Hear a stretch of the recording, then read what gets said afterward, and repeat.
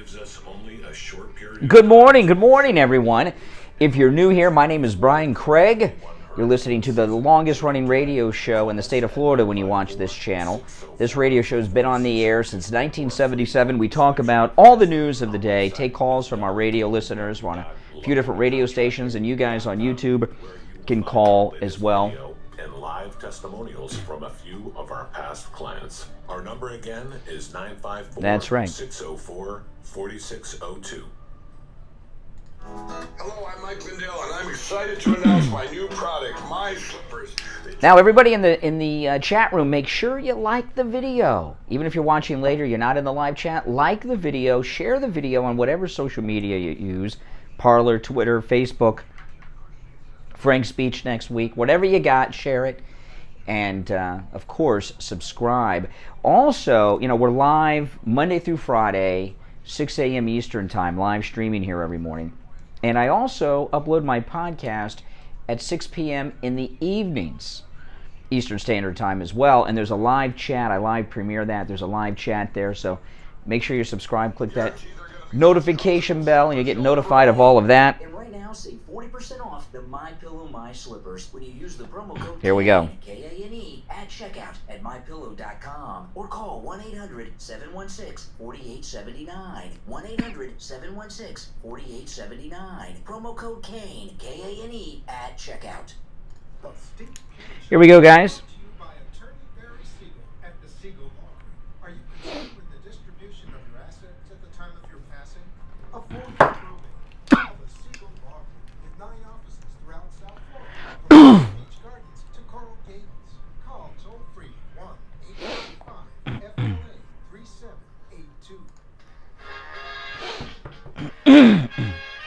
You are listening to South Florida's longest-running radio show, The Steve Kane Show.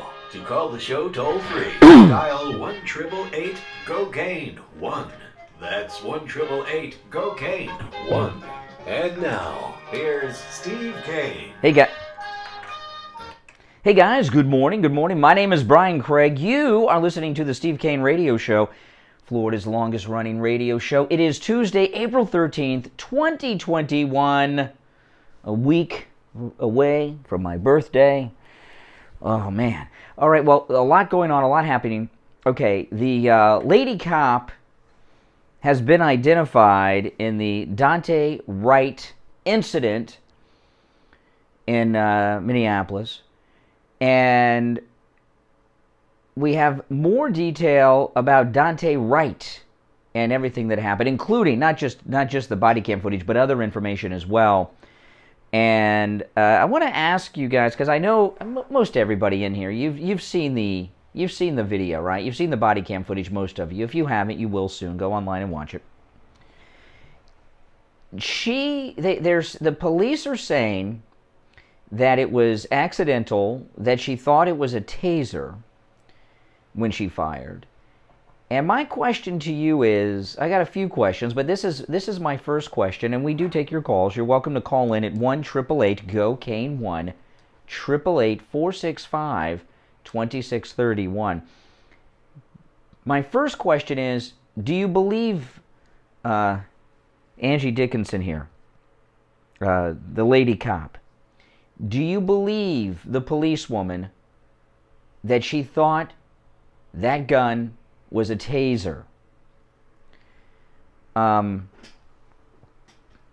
never, and I want to hear from somebody that has used or been in possession of one of the police-issued tasers. I never have. I've seen them on a lot of officers. A lot of officers have the tasers. And a lot of them now, a lot of cops like to wear tac vest all the time, tactical vest. I see some that have the taser in the front on their chest. I see some that have it holstered. And a mile away, I can always tell the difference because the ones I have seen, now this may not be universal, but the ones I have seen, they're in the shape of a gun, the ones the police have. They're in the shape of a gun.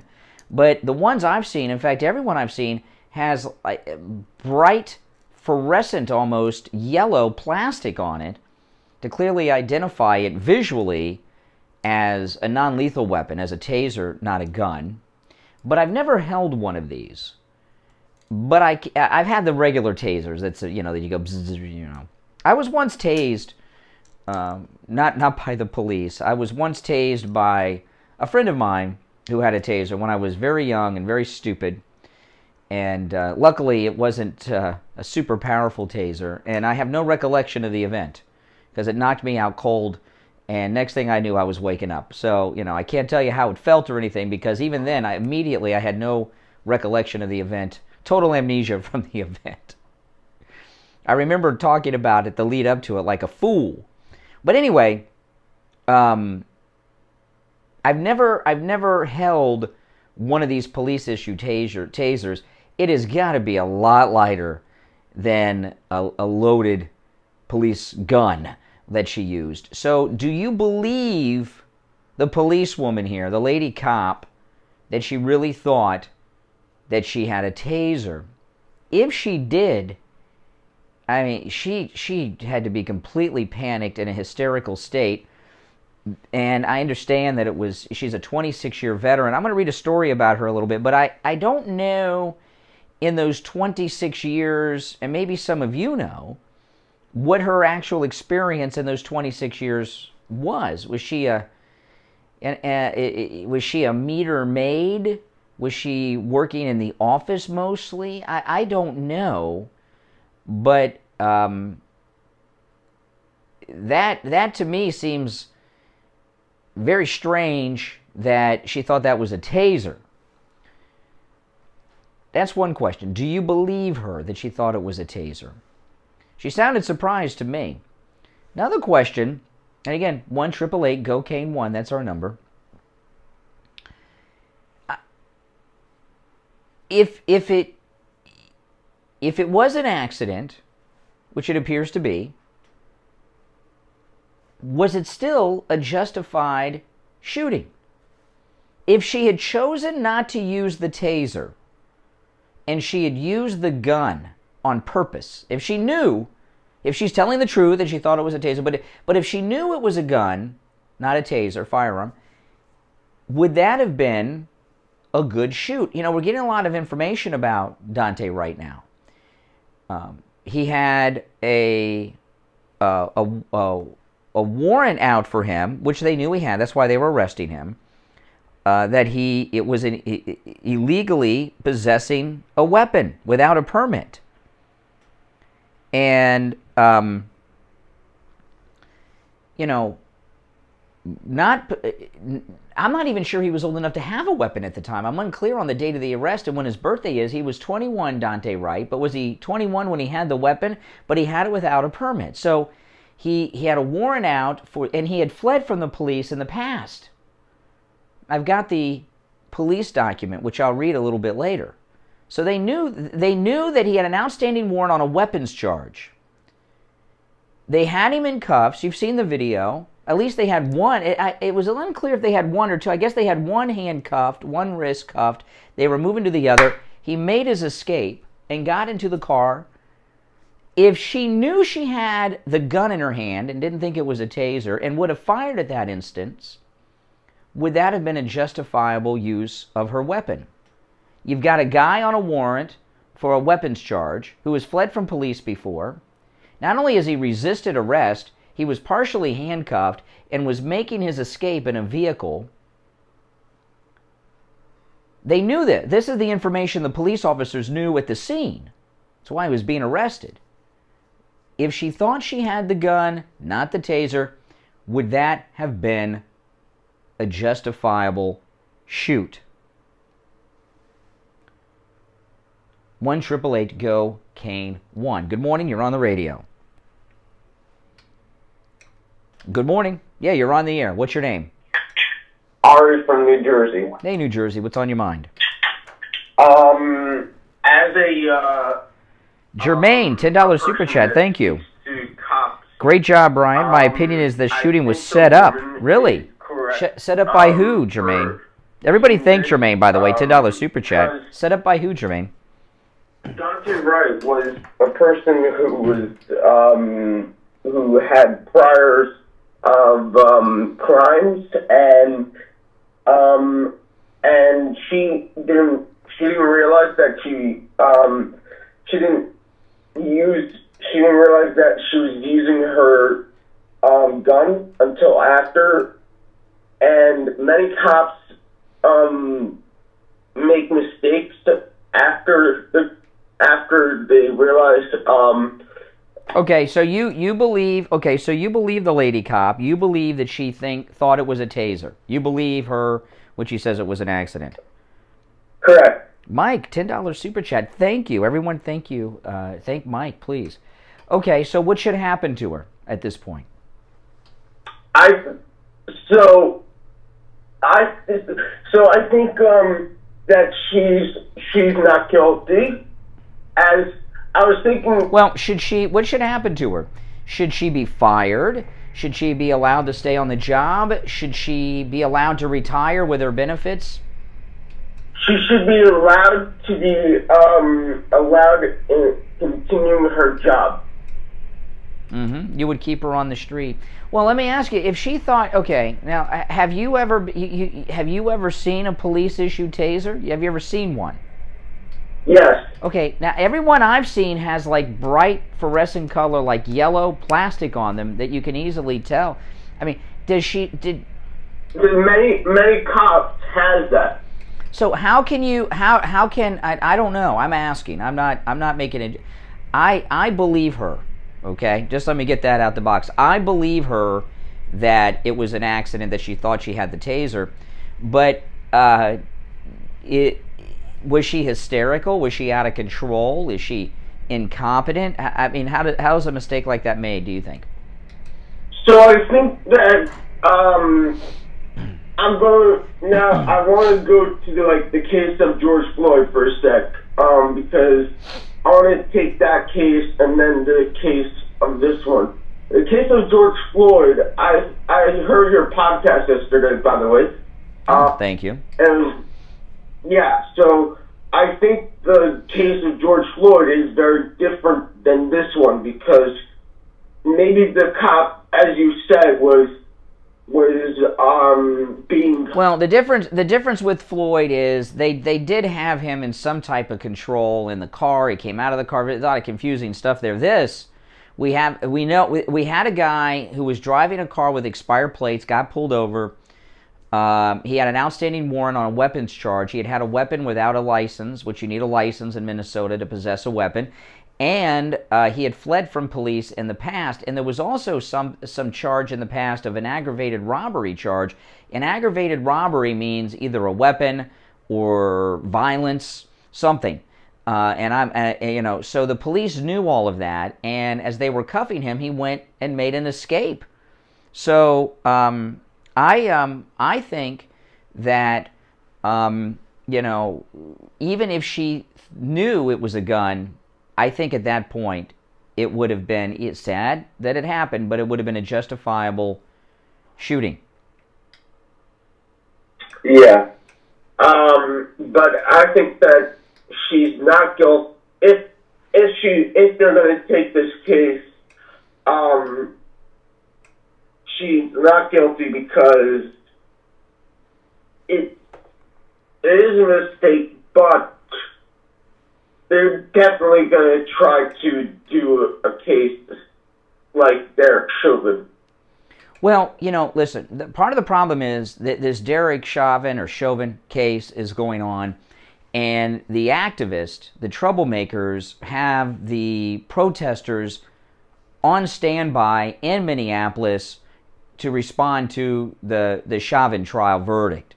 So you got a lot of people there that are waiting for that, and then this happens, and their standby army of activists are there and ready to go.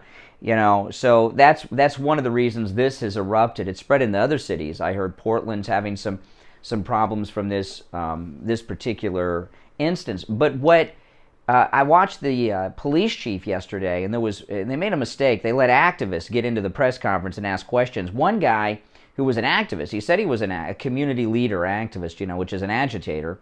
He was upset that they had shut down the building lights and the street lights the night before because I guess the activists couldn't see to loot and attack the cops.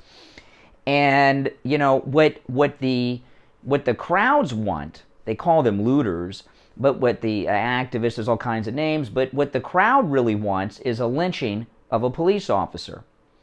And this is something, I was talking about this on my podcast last night. Even in the George Floyd case, the George Floyd case is not an instance of racial injustice. Either is this Daunte Wright case. There's a legal process in America. It's like when I was on C-SPAN the other day, the guy was asking me, well, you're not going to condemn Matt Gaetz and demand his resignation. I said, no. In America, you're presumed innocent until proven guilty in a court of law. And Chauvin is going through a process. All the cops are out of work and facing criminal charges.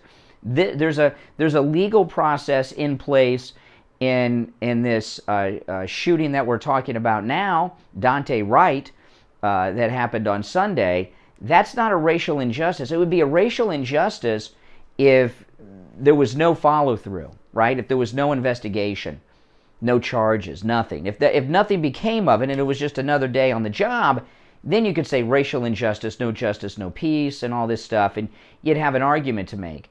The mob want mob justice. That's a lynching. They want the cops tarred and feathered. And lynching doesn't mean with a noose. It means other things other than, hanging someone by a noose. I'm not saying they want a public hanging, although some of them probably do. They do not want the justice system to operate. They want immediate justice, and they want it now, and they've decided. Guilty. That's it. No trial, no nothing. It's over. So why they are doing like BLM riots? Why are they doing that for Daunte Wright? Why are they doing what? BLM riot. Okay, for a number of reasons. Some people just want free stuff. Although I don't know who these people are looting at dollars. They looted the Dollar Tree store. Everything in there is $1. Is it worth? That seems like a weird thing. So let me finish answering your last question. So a lot of them just are thieves who want free stuff. A lot of them are people who are angry and want to commit acts of violence and are just looking for an excuse to do it. And that's a lot of it too. Do you believe it's Antifa? I would say yes, because I saw some of the people on the media that were with the media, and there was one reporter. I can't remember if he was NBC or CNN, but he was reporting, and there were 3 or 4 people all dressed in black walking towards him. He walked away, and then they approached him. They look like Antifa to me. Remember, because of the George Floyd, Derek Chauvin trial, a lot of these people are in Minneapolis on standby for that verdict already. They've been massing there for weeks, because of the trial. So yeah, a lot of it is Antifa. A lot of these people confronting. Look at what the left-wing media, who are cop haters, were being threatened by these people last night. Can you imagine what it's like for the police? They're going after their friends in the media. I was watching CBS on this thing. I was also watching Newsmax about this. I was like, what the heck? Why do you have to hate cops? Yeah, well, because they do. Listen, I got to run for a break, but thanks for the call. Where are you calling us from, by the way? Where are you listening at? I listened on your YouTube channel. Oh yeah, on YouTube. That's great. But I mean, like geographically, where? Like where in America are you? New Jersey. Jersey. All right. Okay. Thanks for calling. Appreciate it. Have a great day. We'll take our first break of the day. It's Tuesday, April 13th, 2021. Oh my gosh. We're living in the future. 21 minutes after the hour. I'm Brian Craig. We'll be back right after this. Do not go anywhere. This is Dr. Mitchell Matez of the Biostation West Delray. I am so happy to be able to now offer the latest and most comprehensive approach to health, wellness. Those of you in the chat room, make sure you like the video, all right, guys? Like the video, share the video, and of course, subscribe. Click that notification bell. Liking the video helps recommend this to other people. We also offer the full array of aesthetic modalities, including Botox, fillers, lasers, etc., as well as the latest state-of-the-art non-invasive treatments for erectile dysfunction, private IV suites, personal patient advocates, and comprehensive wellness, all in a spectacular new setting. Call me at my new office number, 561-320-8893. That's 561-320-8893 to schedule your appointment today. This is Brian Craig. I've been telling you about the great deals and incredible customer service at Friendly Tire on both new tires and used tires. One of our listeners, Antonio, went to Friendly Tire and called to share with us his experience of buying used tires at Friendly Yeah, guys that sent those super chats, thank you so much. It's greatly appreciated. Believe me.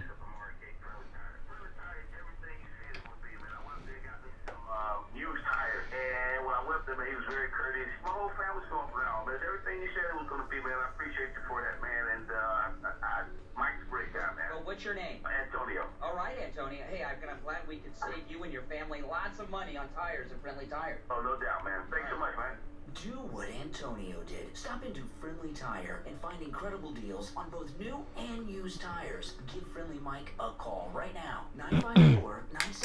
954-977-9445. 954-977-9445. And Mike will give you a quote right over the phone. 954-977-9445 for Friendly Tire in Margate. Listen to the Steve Kane Show on iHeartRadio. Good morning, you're on the radio. What's your name? This is Chris from Houston, Texas. Hey, Chris in Houston, Texas. How are you? I'm good. First time calling, started listening to you. Wookie's dad. $10 super chat. Thank you. Everybody thank Wookie's dad. Thank you for that super chat. About the shooting. My ex-brother-in-law was a cop. I have actually held his taser. It is yellow. It's not even in the same area as the gun. And it's about 8 or 9 times lighter. It's not even a pound. Where the hand 8 pounds. So I think the lady, she's a 26-year veteran. I think she knew it was a gun, but I think she lied, thinking maybe. Really? You know. Okay, now let me stop that, because a lot of people will say I don't think she lied. Okay, I don't think she lied. I think she panicked. But this is the thing, though. Okay, what you're saying is you think she lied, she knew it was a gun, and she was setting the scene. Taser. A couple of things about that I think make that not a true theory. Okay, now yours, and let me explain. One, she knows she's got the body cam, and she knows that her gun is showing, that what she's holding in her hand is showing on the body cam, which would prove, and she knows a bullet's going to come out, so that would dispel that. There's going to be video evidence that she was wrong. But here's the thing, okay? There's a couple things to add to it. Have it sounds like you've watched the body cam footage, right? Yeah. Okay, she was not the primary officer. Apparently she was the supervisor, it looks like. There was another officer, African-American officer, who was actually putting the cuffs on. She was hanging back while he was being cuffed, okay? And he made an escape real quick in a split second. So you're suggesting that in this split second, she decided not only to kill him, but to come have a cover story? And somebody that does something that cold-blooded, you're talking about murder, you're talking about a murderer, certainly there'd be a long history of a person like that on the street doing murder with their badge. That doesn't sound like a credible theory you have there, in my opinion. I don't think she planned on murdering. It's just my theory where I've held the tasers, and they're just so light, and they just look nothing like the gun, that it's just... Well, she sounded to me panicked. She sounded hysterical to me. She sounded panicked. Now let me ask you this. If she knew it was a gun, in this situation, they got a guy, he's escaping, he's got one wrist cuffed, he's escaped, he's not only resisted arrest, he's making an escape, he's got a warrant on a weapons charge out, and would it have been a good shoot if she knew she had a gun, in your mind? Oh, I agree, Brian. I already think it was a good shoot. Mm-hmm. With the guy's history and everything else, there's plenty of police officers. An accidental good shoot. To me, I just thought she should have known it was a gun. I believe the shooting was justified. I just found it weird, just because of the difference between the weight, and they're not even in the same area, Oh, yeah, guns are heavy. I mean, guns are heavy, especially a fully loaded weapon. Yeah. I'm a commissioned security guard, so I mean I have the same weapon, a Glock 40 22 model that a lot of police officers use, and it's actually quite heavy, at least 8 pounds, with a full clip of 16 bullets. Yeah. So one in the chamber. And I've shot tasers before, and they're really. Are you an armed security guard? Yeah, I'm commissioned off. What type of weapon do you carry? It is a 40 caliber Glock 22 model. Ooh. The same issue as most police officers. Yeah, I know what you're talking about. What do you guard? What do you guard? I actually guard a giant factory where they produce rice and flour and stuff like that. You wouldn't think you'd need an armed guard, but you know the neighborhood around it isn't the greatest. People break in and steal rice. Well, there's other things to steal other than rice. Exactly, but people. You know, talk radio has a huge security guard listenership. You know, we're on live in the morning from 6 till 9 in the morning, but we have an overnight rebroadcast. Our show we have an overnight rebroadcast 7 nights a week, midnight till 6, and we have a ton of police officers and a ton of security guards that are on the job at night that listen to us. Absolutely, yeah, big. That's how I first found you. Yeah. 5 to 7 in the morning. Oh, and I just want you to know real quick before I let you go that I'm a moderate, but you know I voted for Bush, then I actually voted for Hillary. Oh gosh, God help you. Yeah. But the second time I started listening around October, and I realized how brainwashed I was with the media, and I totally voted for Trump. Oh well. Hey, listen. I used to be a liberal Democrat at one point in my life, so welcome. But you know, here's the thing about those of us that are recovered liberals. You got to be careful, because if you've ever known someone who's recovering from addiction, alcoholism, drug addiction, every once in a while they'll have a slip, so you don't want to slip back to liberalism. All right, take care. Houston, Texas. You're on the radio. What's your name? Hey, it's Mike in Boca. Hey, Mike. Okay, so I watched the cam about 4 times, and I got another theory. The one officer had him put him restraints on him. She's kind of walking up towards them, and then she has the call. He has the warrant. Now, do you think the woman or the man on the other side told her what the warrant was for? Well, we don't know what they were arresting him. They were not putting cuffs on him because of expired plates. They were putting cuffs on him because of the warrant. So they knew, and it's a serious warrant. So they knew, yeah. Think that the gentleman or the woman told the other side, he has a warrant on her arrest. He may be in possession of a gun. You think they said that to her? I couldn't quite understand. Did who say what to the cop, lady cop? The dispatch. Do you think that the dispatch told them what the warrant was for? Of course, that's why they were putting cuffs on him. They were not. They weren't putting him in cuffs because he had an air freshener and expired plates. Yeah, I know that. But do you think they specified that it's for illegal gun possession? The dispatch told them that. Yeah, they knew. And somebody like that, you've got to assume have a weapon with them.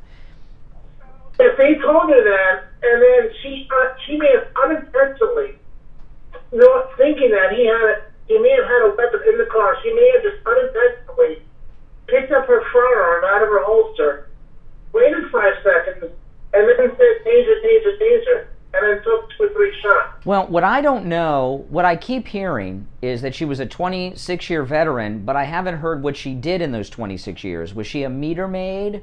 What did she do? I did hear about within the last 2 or 3 years, she was on the reverse side. She was a supervisor, and she came out for a shoot, and she consoled the officer, and that shoot was justified. Okay. Well, no, it seems to me she was in a hysterical panic, and she didn't sound like an officer who had a lot of experience in a situation like that. I'm just wondering how much time she's had on the street, and number 2, when was the last time that they were trained, and how many times they're trained a month for these situations? Yeah, now do you think it was a good shoot, though? If she knew she had a gun, would it have been a justifiable shooting? Well, that's hard to say, because if you watch the video... I would say yes. I mean, you got a guy. He's got an outstanding warrant on a weapons charge, possession of a firearm without a license, which is a big serious charge. He's partially cuffed. He's making an escape in a vehicle. You got to assume he's got a weapon in the vehicle, and the car itself is a weapon. So tragic indeed, but I would say justified.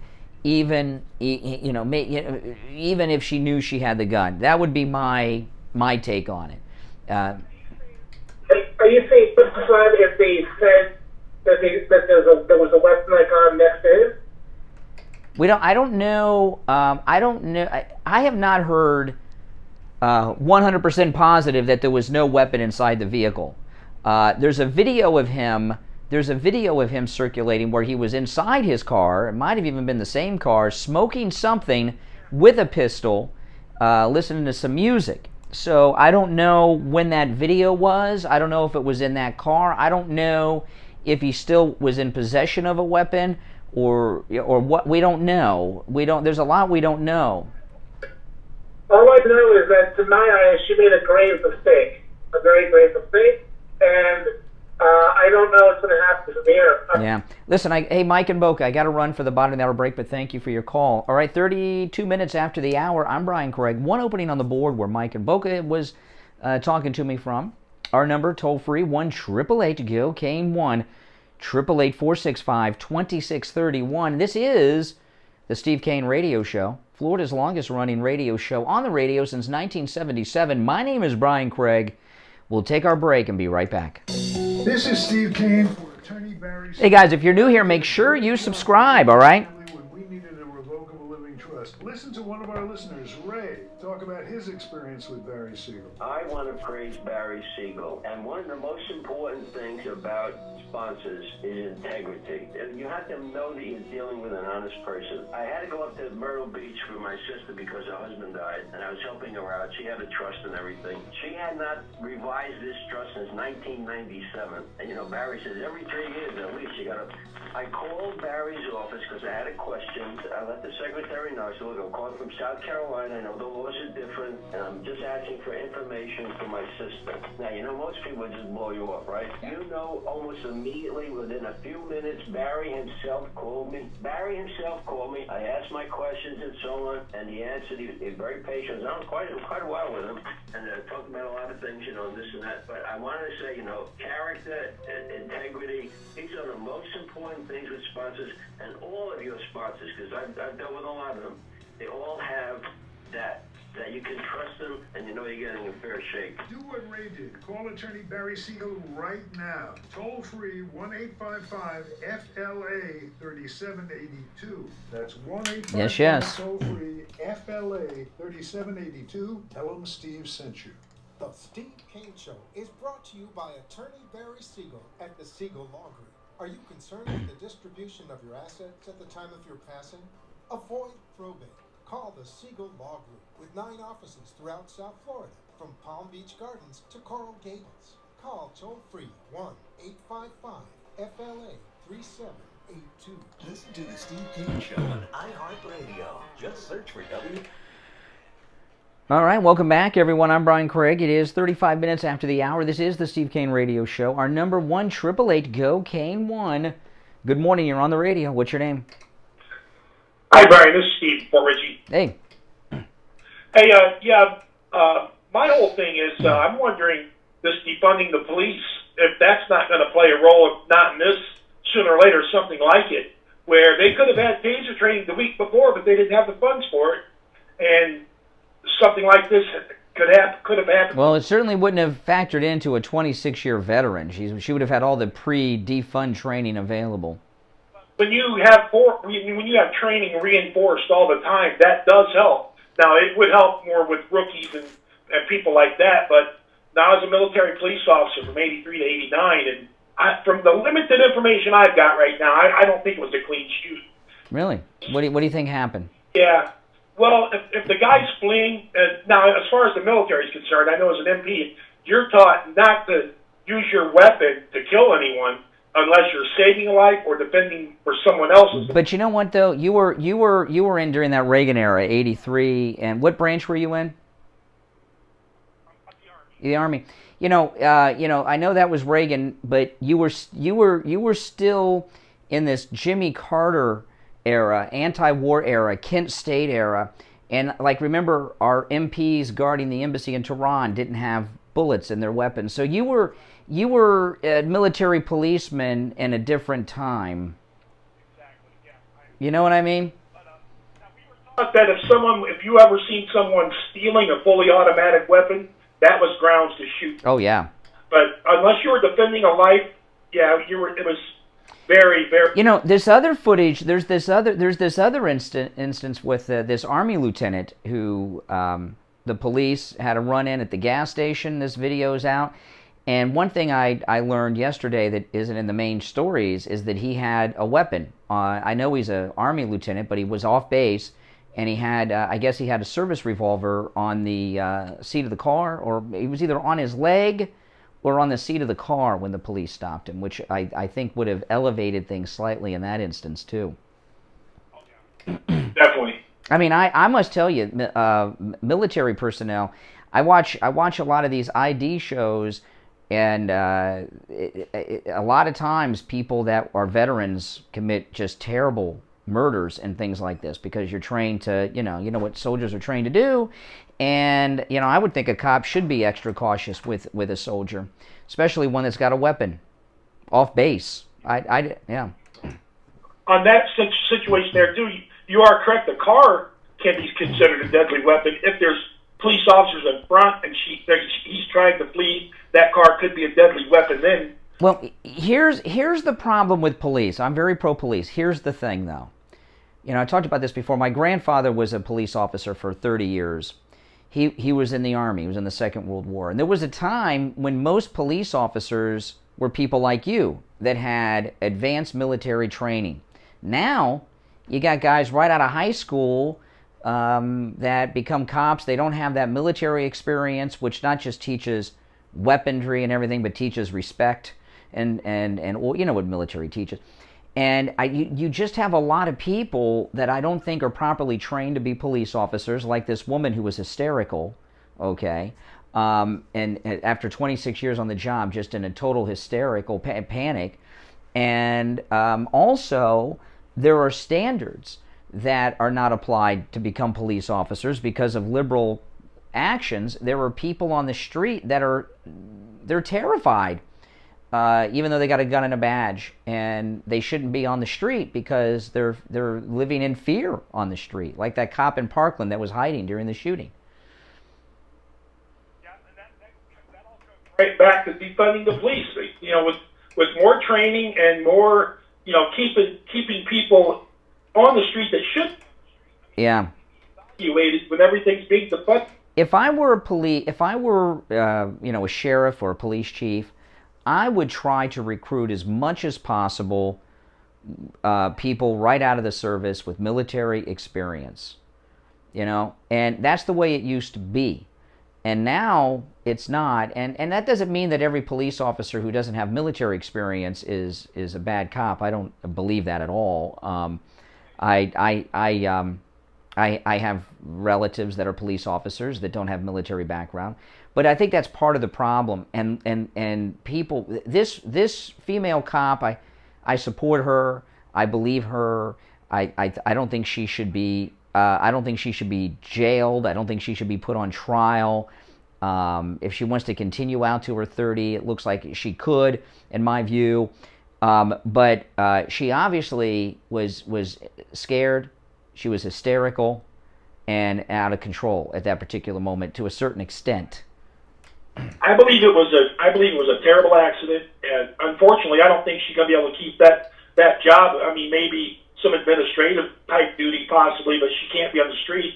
No. Incident like that. She really probably should retire out if they'll let her. Yeah, exactly. Yeah. Yeah. All right. Take care. Thanks so much for the call. All right. Good morning. You're on the radio. What's your name? This is Mike Hall from New York on the conservative line. Oh, yeah. Yeah, just like on C-SPAN. You must be a liberal then, Mike. Hey, Brian, let me tell you something. That was some exhibition you put on. I mean, I got messages from Rachel Campus Duffy, her husband Sean Duffy, Julie Banderas from Fox News, Greg Gutfeld, all of them on Instagram wrote me messages. I sent everybody your link. Well, thank you. Like 1,000 people. And it was like Michael Jordan in Game 7. Yeah. First of all, they say independent, Republican, and Democrat. All of them are Democrats except for the one guy at the end who was on the side. But you handle every single question like a pro. And when you told the guy, you're just like, speak, man. You don't know what the calls are. I thought the guy fell in love with you because he let you speak. He never interrupted you once. He said, Brian, let them finish, and then he let you answer. I never saw that before. Yeah. It's a full question. He interrupted you one time. Well, I watched the other people they had on during the week. They had the guy on from the Young Turks. They had Michael Knowles on. They had the guy from Glenn Beck's Blaze and all this stuff. And they didn't take as many calls with those people. They took a couple calls here and there, and then they talked about news articles. He didn't get to any topics with me. He just kept going with the phones. No, it was great. I mean, firstly, you should be playing some clips from the commercial. I mean, everybody should listen to that. So, well, I might put that video. I did put a link on my Twitter if you guys want to watch my C-SPAN appearance on Friday. Maybe the next day you take off, you should just play the whole 45 minutes with the commercial. Well, I'll tell you something. I'll tell you something. This is something that shocked me. This really shocked me, okay? I didn't tell you guys that I was going to be on C-SPAN Friday, and the reason I didn't is I knew they were taking live calls, and I told somebody the other day, I didn't want the first caller to be Richie, the second caller to be Al the John. You know what I mean? I wanted to take some new people when I was on this, national show, and so that's why I didn't tell you guys. But since that interview, I have not I've had a bunch of liberal jerks who were watching send me nasty messages, emailing me and stuff, but I haven't had one negative comment from one person on that appearance on C-SPAN, which really floored me. I was expecting all kinds of negativity, not one. The greatest thing was he tried to get you one time by saying, how do you know Floridians still like Trump? And you said you never saw an ex-president have hundreds and thousands of people show up just to celebrate and be near Trump. That was just unbelievable. But let me get the topic that you're talking about. The mainstream media, we all know, actually, they comb the airwaves daily. They're looking for the one murder that fits their narrative, right? Yeah. This is the murder with the woman. She's going down, whether she's innocent, whether she's guilty. It's during the George Floyd trial. She's going to jail for a long time because they shut the GW Bridge in Manhattan yesterday. They closed Lincoln Tunnel. They closed all the bridges. They went crazy in New York, and they're not going to stop until she goes to trial. This riot is going to be worse than the George Floyd riot. They're not going to let up. Well, I believe her, and she sounded really shocked when it was over. And I got the audio. I haven't played it yet, but you guys have seen it. When she said I shot him, she sounded really surprised, as did the other officers. Well, just say one more thing in closing. She was definitely justified. He had a gun. He had a warrant for, like you said, for firearm possession. He skipped for it. If you're not a criminal and you know he's just arrested, that would have happened. But did you see the size of her? Did you see the size of the guy? He was so out of shape he couldn't even handcuff the kid. These things are not meant to be cops. That's the first time she ever was in this situation. Obviously, she made a mistake. Well, I was trying to. I've seen a few pictures of her, and most of them are old, and I haven't seen a full body photograph of her that's recent. There was one that was like 15 years ago, so I don't know what her body looks like. And the cop that was trying to put handcuffs on him, he was like he had Tourette syndrome. He kept shaking. He couldn't put the cuffs on the kid. And the kid didn't have a gun. He got in the car and he took off. The little kid, he was so skinny, Brian. You could have held the guy and put cuffs on his kid.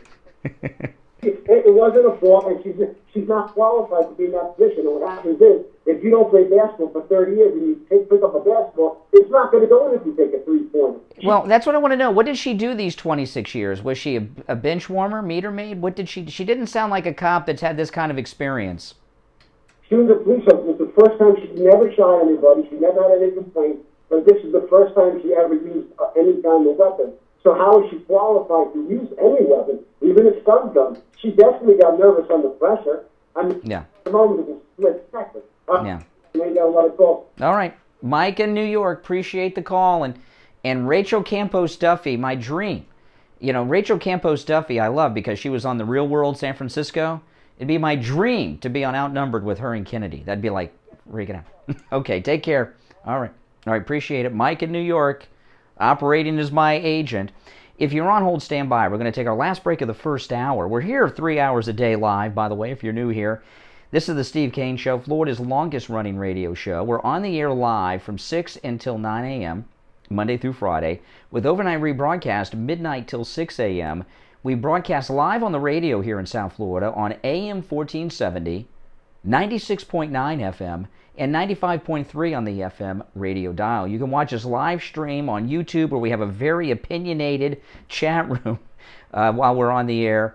Brian Craig on YouTube, and you can also listen to us on the iHeart Radio app and the TuneIn app, which is, I usually listen on 95.3 FM, but sometimes I'll listen on my Bluetooth, if I'm out of range of the signals, and I'll pull it up on iHeart Radio. Search for us by our radio station call letters, WWNN, 2 W's and 2 N's. We'll be right back with your calls after this. Hello, I'm Mike Lindell, and I'm excited to announce my new product, My Slippers. They took me over 2 years to develop because I didn't want... Good morning, everyone. My slippers are meant to be worn all day long, no matter what you're doing, whether you're inside or outside. My slippers come with an exclusive 3-tier cushioning system that you won't find in any other slipper. It combines 2 layers of foam, including my proprietary My Pillow foam and a patented impact gel made from U.S. soybeans. My 3-tier cushioning system is going to help relieve pressure points, provide that micro support you need for all-day comfort, and help prevent fatigue. Not only that, my slippers are made with high-quality leather and a premium indoor-outdoor sole that make them extremely durable. I personally guarantee they're going to be the most comfortable slippers you'll ever own. And right now, save 40% off the My Pillow My Slippers when you use the promo code KANE, K-A-N-E, at checkout at MyPillow.com or call 1-800-716-4879. 1-800-716-4879. Promo code KANE, K-A-N-E, at checkout. Have you gone without insurance through the Affordable Care Act because you thought you couldn't afford it? The times are changing. I have exciting news to share with you from I Will Advisors. With the signing of the American Rescue Plan Act of 2021, the government has increased the subsidies available to people buying insurance through the marketplace. In fact, even people making over 400% of the federal poverty level can get insurance now and not pay more than 8.5% of their income. There's talk of people currently paying less than $100 per month, and you could possibly pay $0 per month with these new changes. It doesn't cost anything to check, but everyone must take action. The special election period will end, but the sooner you take action, the sooner you can start saving money. Call Dan at I Will Advisors, 954-753-8080. 954-753-8080. Listen to the Steve Kane Show on iHeartRadio. Just search for WW. All right, I got a couple of big announcements from My Pillow today, and I'll get to all 3 of them throughout the course of the program, but there's one that I'm going to be making now and every hour. This is a very important announcement from My Pillow, from Mike Lindell. Mother's Day. We're talking about Mother's Day shopping, and this is something you need to move on quick, because if you don't move on it quick, you're going to miss out. My Pillow has been out of stock of most of their sheets for a little bit of time, for the last couple of weeks. That's why you haven't heard me promote the sheets in a couple of weeks. That's why. They got them back in. They got most of them back in, all the primary main colors that you would want. They have them in right now, but I got to tell you this. They're not going to last long, because the My Pillow sheets, it's a BOGO offer. You buy one set of My Pillow Giza Dream sheets, made of 100% Giza cotton. I have these sheets myself. They are the best. I got to tell you something. I don't know what it is about this Giza cotton dream sheets from My Pillow, but whatever the temperature is, my body is the right temperature. If it's hot outside, a hot night, I'm perfect temperature. If it's cold, I'm warm. I don't know what it is, but they're 100% Giza cotton. A lot of other people sell Giza cotton sheets, and they're like 10% Giza cotton. Mike Lindell's 100%. And they've got this BOGO offer, buy one set, get a second set free, with the promo code KANE at checkout, K-A-N-E. But this, I'm telling you, these are going to fly like hotcakes. It's Mother's Day, and they've been out of stock on them for a while, but they're back in right now, okay? So go to MyPillow.com, and great for Mother's Day, and get 2 pairs, right? Buy one, get one set free. One pair, okay? Not 2 pairs. You can buy 2 pairs. But the deal is, buy one, get another one free. BOGO with the promo code KANE at checkout, K-A-N-E. Go there right now at MyPillow.com. You can also order by phone, 1-800 1-800-716-4879. 1-800-716-4879. And your mom will love those My Pillow Giza Dream Sheets. All right, back to our very busy phones. Our number 1-888-GO-CANE-1, 888-465-2631. You're on the radio. What's your name? Yeah, good morning. Hey, Richie. I want to say this, okay? The police don't need retraining. Mistakes have been made throughout time. You know who has to be retrained? The black community, okay? And that's the bottom line. BLM and Antifa. And when you start hearing the President of the United States saying, well, the biggest problem the FBI says is white supremacy in this country, and you got everybody else chiming in, and you got, and then this kid gets killed by this cop. It was an accident. You can see it was an accident. But the thing is, you get the president stoking the flames, and you got Kamala Harris stoking the flames, and you got the media stoking the flames. The biggest threat to this country right now, I watched last night as looting was going on, and rocks were being thrown at cops and fireworks and everything else.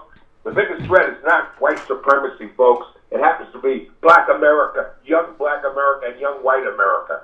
It's a real problem. Well, you watch the way that these, and a lot of these were Antifa too, there's no doubt. Again, there's a lot of these agitators in the area because of the Chauvin trial. They're on standby, they're on verdict watch. And so a lot of them are there already because of that. But look at how they're treating the media. They were threatening the media. There was a guy, he was either MSNBC, he was either NBC or CNN, I can't remember, black guy with one of the two liberal networks. He's reporting, he's showing the violence. He sees 3 or 4, they're all in black, coming towards him. He tried to get away and they confront him.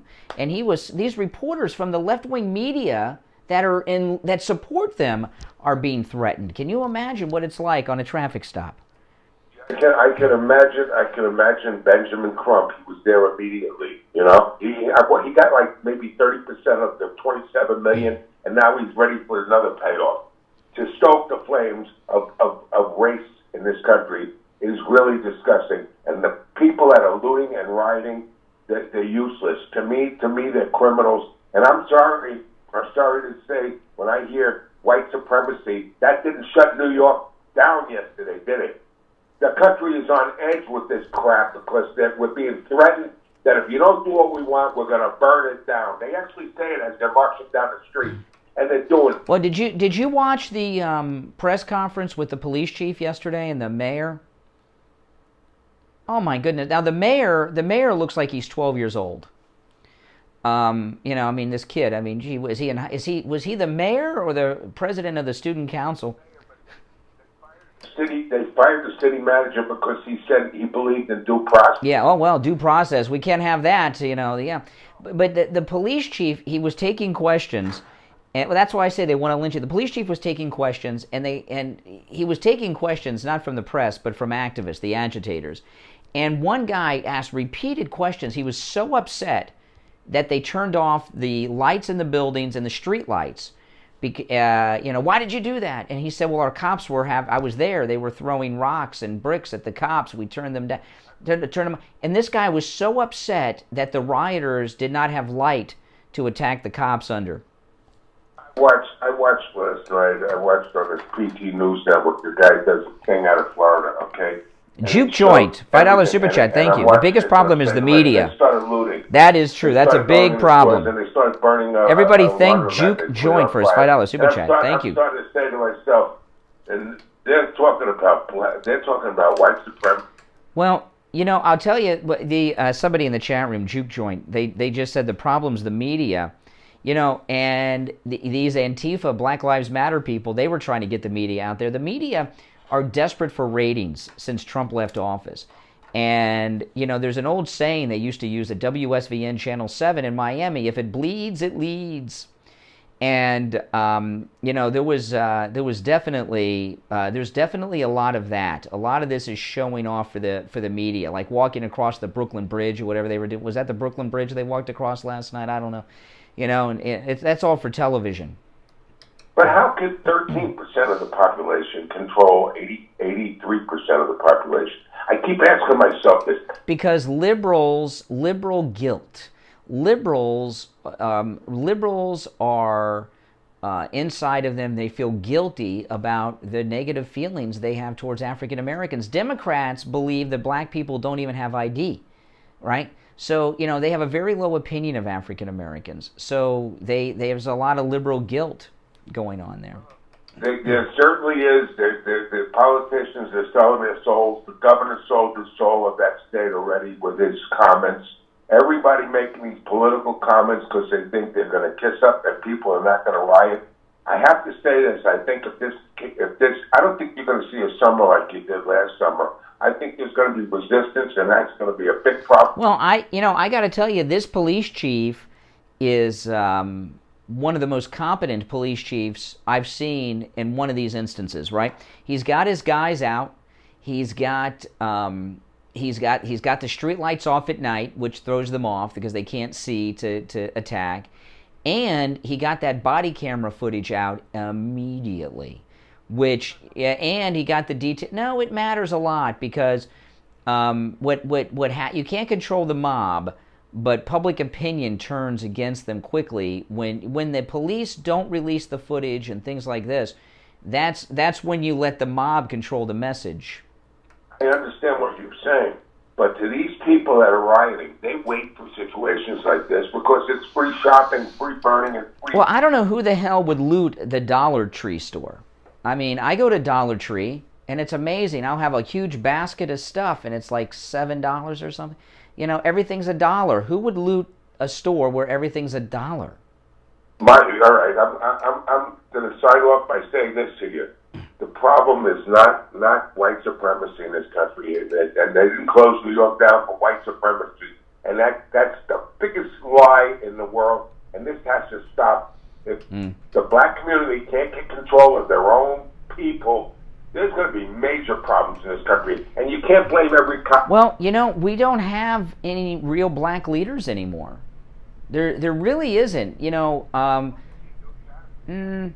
Stokes to flip. No. You don't have anybody who comes. See, we used to be against Jesse Jackson in his heyday, but Jesse Jackson, all he wanted to do was get paid.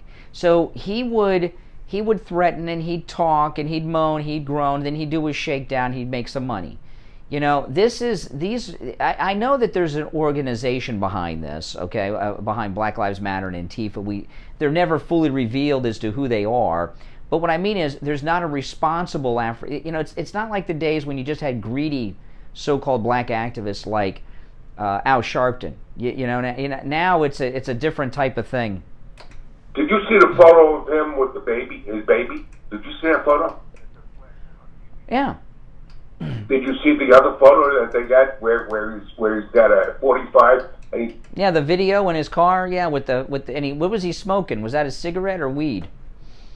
And then you see another video. He had, I think, wild turkey, and he had another pistol, a different kind of young buck.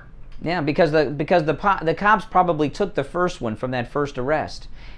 Doug, this is not a choir boy. When is the black community going to start sticking up for somebody who's a college graduate, who's really done the... Well, there is a college that Army lieutenant that ran into trouble at the gas station. He's a college graduate. He's an Army officer.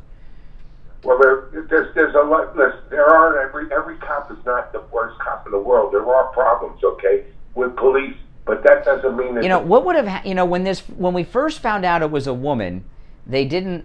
We saw the footage. We didn't see her picture. You could see her hands, which were blurred and shaky. If she were black, do you think that would have diffused this? If the lady cop turned out to be black? I don't think so. You want to know why? Because they don't care. Yeah. And the arrest was black. And really fast in New York City, in the housing project, it's an all-black housing project in New York City, and a guy was on YouTube. He says, I go to work with a bulletproof vest because of all the shootings in the... Yeah, it's dangerous. Yeah, de Blasio, he's brought crime. It's like the 70s again. All right, Rich, you got to run. Thanks for the call. It's 7 a.m. I'm Brian. You're listening to the Steve Kane Radio Show, Florida's longest-running radio show on the radio since 1977. That's right. Our number toll-free, 1-888-GO-KANE-1. That's Kane, spelled K-A-N-E, and the number 1, 888-GO-KANE-1, 888-465-2631. 1 hour down, 2 to go. We'll take our break and be right back. Don't go anywhere. Covered. AM 1470, FM 95.3, 96.9. South Florida's FM Money Talk Radio Network. WWNN, Pompano Beach. Hello, I'm Mike Lindell, inventor of My Pillow. Here to tell you about my Giza Dream bed sheets. I made sure that they would be everything you'd ever want in a sheet set. I started with the world's finest cotton called Giza. It's only grown in a region where the Sahara Desert, the Nile River, and the Mediterranean Sea all meet. The long staple cotton makes my Giza Dream sheets ultra soft and durable. They come with extra wide pillowcases to fit over any pillow and extra deep pockets to fit over any mattress. Not only that, they come with my 60-day money-back guarantee and a 10-year warranty. And now you can get the best sheets ever for the best price ever. When you buy one of my Giza Dream bed sheet sets, you'll get another one absolutely free. I personally guarantee that they'll be the most comfortable sheets you'll ever own. Use the promo code KANE at checkout, and when you buy a set of Giza Dream Sheets, get a second set free. But you've got to use the promo code KANE, K-A-N-E, at MyPillow.com, or call 1-800-716-4879. Hi, my name is Tom Laporta, the owner of Laporta Contracting, Roofing, and Restoration. We have been in the roofing and construction industry since 1982. We are State of Florida certified roofing and general contractors, focusing on residential and commercial roofing, impact windows, and building restoration. If you have noticed any water stains on your ceiling, or if your roof is older than 15 years, you will want to call us to come out and evaluate your roof. Our services run from minor repairs to complete new roof systems. We install every kind of roof, from regular asphalt shingles, clay or concrete tiles, standing metal seam, wood shakes, and slate tile systems. Hurricane season is right around the corner. This gives us only a short period of time to make sure your roof and home is ready for the 2021 hurricane season. So don't delay and call us at 954-604-4602 for a free home inspection and estimate. Our website is www.laportacontracting.com, where you will find our latest video and live testimonials from a few of our past clients. Our number again is 954-604-4602. The Steve Kane Show is brought to you by attorney Barry Siegel at the Siegel Law Group. Are you concerned with the distribution of your assets at the time of your passing? Avoid probate. Call the Siegel Law Group with 9 offices throughout South Florida, from Palm Beach Gardens to Coral Gables. All right, we're coming back. This is our top of the hour break. This is our second hour. We're here live 3 hours if you're new. Everybody in the chat, like the video. That helps a lot. When you like the video, it recommends the video to other people that like this kind of discussion, which of course brings new people. Dial 1-888-COCAINE 1. That's 1-888-COCAINE 1. Now. All right, hour number 2 has begun. 4 minutes after 7 o'clock in the morning. My name is Brian Craig. You are listening to Florida's longest-running radio show, The Steve Kane Show, on the radio since 1977. Steve, you with us? I am with you. All right. I would like to throw something out here. Oh, please do. I'm wondering, I'm assuming that when we get a night such as last night, I know my listening habits and patterns. I just pretty well stick with with the talk television all night. Yeah. And I caught that about 10 o'clock. I'm wondering if on especially the first hour of people calling in, if you would start your call by telling me where, I'm trying to get a gauge on listening habits in crisis. And I'm curious that, for example, with myself, I conked out about 9:30, 10 o'clock, and woke up, and I wanted to pick up right where I left off. I'd like to know what happened after I closed my baby blue eyes at 10 o'clock. Well, they have done so much looting, Steve. This is not a joke. They're running out of stores to loot. The looters were so desperate for free stuff to steal that they actually looted the Dollar Tree store where everything cost $1. I mean, gee whiz. Oh, and I want to start with this is very important. This is and do not take what I am saying lightly. Take advantage of this right now. Mike Lindell at My Pillow. I talked to his office yesterday. It's a big announcement. and this is perfect for Mother's Day. The MyPillow 100% Giza cotton dream sheets, most of them have been out of stock for the last couple of weeks. They are back in stock. But I got to tell you this.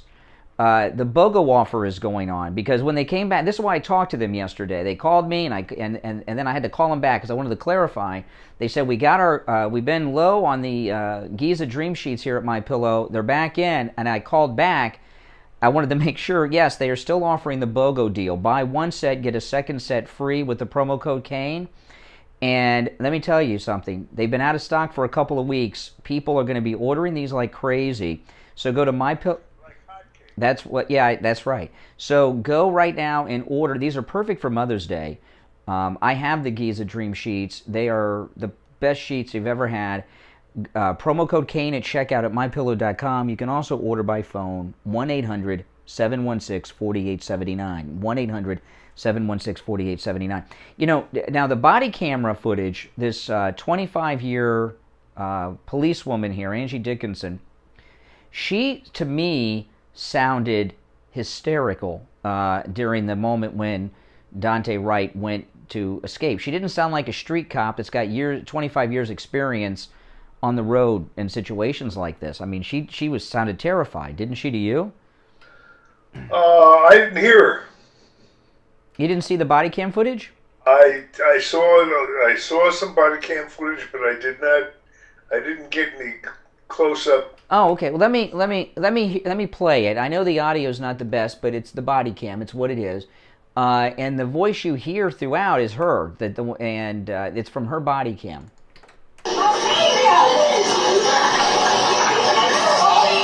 Okay, she's screaming, "I'll tase you! I'll tase you!" Oh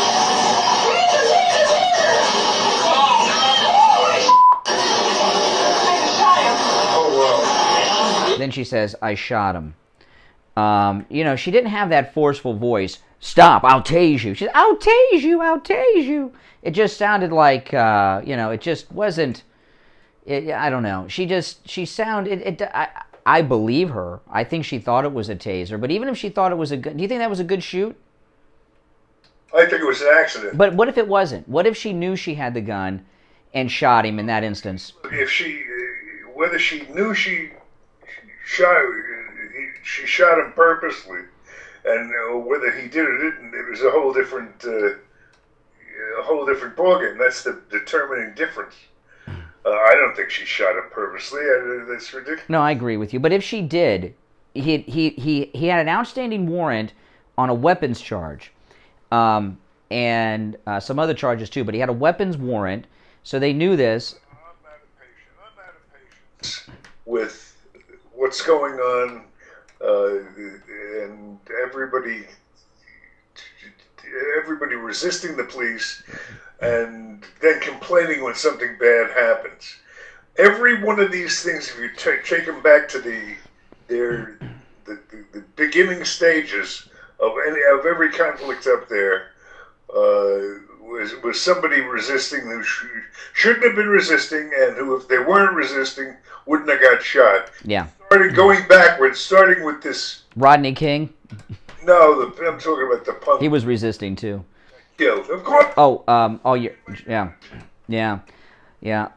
Says that it's like you're afraid to breathe out. You know, remember with Rodney King, he led him on a police chase, and then he was, was resisting when they finally got him. You're talking about George Floyd, though. George Floyd. About Floyd, and I'm talking about this kid who got killed. Michael Brown too. Yeah, I mean, these are tragedies, but they're always. Yeah. One who the officer shot. Yeah. Yeah. Sunday, Daunte Wright. Yeah. And people keep forgetting that. Mm-hmm. It's ridiculous. The one exception I would say was that poor military guy that got caught by there are two cops that really deserve to get their ass handed to them. The ones that stopped the military. The lieutenant, yeah. You know what I'm saying? That was one where they were just bad, vicious, nasty, bigoted cops. You know what surprises me about that? They did say that he had a gun in the car, but It seems to me that if I'm a police officer and I pull over a soldier in uniform, and unless they've just robbed a bank or something, I'm going to let them go. I wouldn't write a traffic infraction ticket to somebody in uniform. Would you? It just seems I don't understand how that happened. Well, we came in kind of in the middle on that. Yeah. But you could tell the guys were malicious and nasty. They were redneck bigots. I don't know. All right, let's take some calls. 1-888-GO-KANE-1 is our number. Good morning. You're on the radio. Hey, good morning, gentlemen. It's Greg, too. Hey, Greg. Hey, Greg. Hey, listen, I'm right on board with you with the military guy. Those police just were out of control. He's had his hands up the entire time. He's not posing a threat. He's just asking him calmly. And then they pepper spray him. It's ridiculous. Oh, it was way out of line, everything. But as far as this female police officer, Brian, yesterday we had a heated debate on it. I still think she was in error. If you're not prepared to go out there and confront situations and counter them, retire. Well, I think she will now. I think she's going to retire now. She already killed somebody. I'm telling you, a mistake doesn't... Well, wait a second. Slow down, Greg, too. Slow down. Daunte Wright is his name. Daunte, it's spelled in a strange way I've never seen before. Not spelled this way. I mean, I don't. These letters don't spell Dante to me. But But anyway, he had an outstanding warrant on weapons charges, which they knew. They were cuffing him. The black police officer had hit one of his wrists in cuffs. He was trying to put the other cuff on, and he made his escape and jumped in the vehicle. Did Daunte, Greg, too, have any responsibility in the outcome of that situation in your mind? Of course, he acted inappropriately. Oh, inappropriately. Yeah. Right, but no, he did what he shouldn't do, what normal people don't do, what you and I don't do. That's why normal people don't get shot by the police. So you think, like a mistake, because she's saying tase him, she clearly doesn't recognize the difference between a taser and a gun, and then shoots him. There was no evidence, like, was there a gun in the car? That's just all... Well, I would think at this point, you've got an outstanding... even if there wasn't, you've got to assume there was. You got a guy with an outstanding warrant for his arrest on a weapons charge. You assume he's armed. And he's making an escape with one handcuff on. That's some escape. He's got one cuff on already. And he's making his escape. Yeah. Why didn't she? Monday morning quarterback here. I got one word for all. I got one word for all of these thugs: comply. There you go. Comply. Yes. It's comply. Get over it. Everything else is BS. Yeah, that works. Tired of it. Well, it's ridiculous. Did you see? Did you see the thing with Geraldo? I watched that this morning since you woke me up last night to tell me about it. I was sound asleep. I know. I couldn't believe you called me that late. It was unbelievable. Come on. It took me an hour to go back to sleep. Do you not believe? Have you ever seen anything like that? I could have sworn Bongino was going to. If they were in the same studio, Bongino's got a personal thing against Geraldo Rivera. See, I read that differently, that conflict. There's a deep-seated conflict between the two of them. And I think there's a lot of ego with it, a lot of jealousy with it. There's the new guy on the block versus the old war dog aspect of it. But it's... I don't know Bongino. I don't know... It's a horrible ego. Well, yeah, I know. You knew. My differences with Geraldo. But you know what, though? Bongino... you were friends with Geraldo. I grew up with Geraldo. I remember him back, in the 2020 and all this stuff. So I would defer to Geraldo, even if we disagreed. I disagree with him. Dan Bongino hates Geraldo. It's personal with Bongino. Jealousy. I would be fighting for this. Please. At the station. I wouldn't be fighting with. He's got a one-word Geraldo. I would be honored to be on the set with him. I wouldn't be Bongino is not competing against Geraldo as much as he thinks he is. Certainly got Geraldo's number with the spreading the hysteria. Yeah. That thing is, that's why Geraldo gets so upset, because Bongino has his number. Yeah. And calls him. I mean, the fact is that Bongino doesn't. I don't think he's trying to do it, but the effect of Bongino's presence there is to stir up the race hatred. It's just how he is. Well, Geraldo on most of these issues, Geraldo's a liberal. He's a liberal, and it's okay to be a liberal. Bongino and him, though, I mean, he was really. I thought Dan Bongino was disrespectful to Geraldo. Geraldo Rivera is an American icon.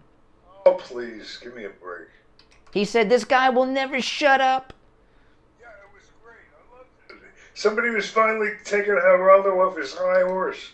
I loved it. Yeah, I don't know. Last word, Greg, too, before we move on. I forgot you were there. No problem. The thing we disagree about is if you don't comply, you give the officer authority to shoot you. I disagree with that simply. Well, no. It was he didn't just not comply. He was resisting arrest. He had one cuff on and was making an escape on a weapons charge warrant out for him.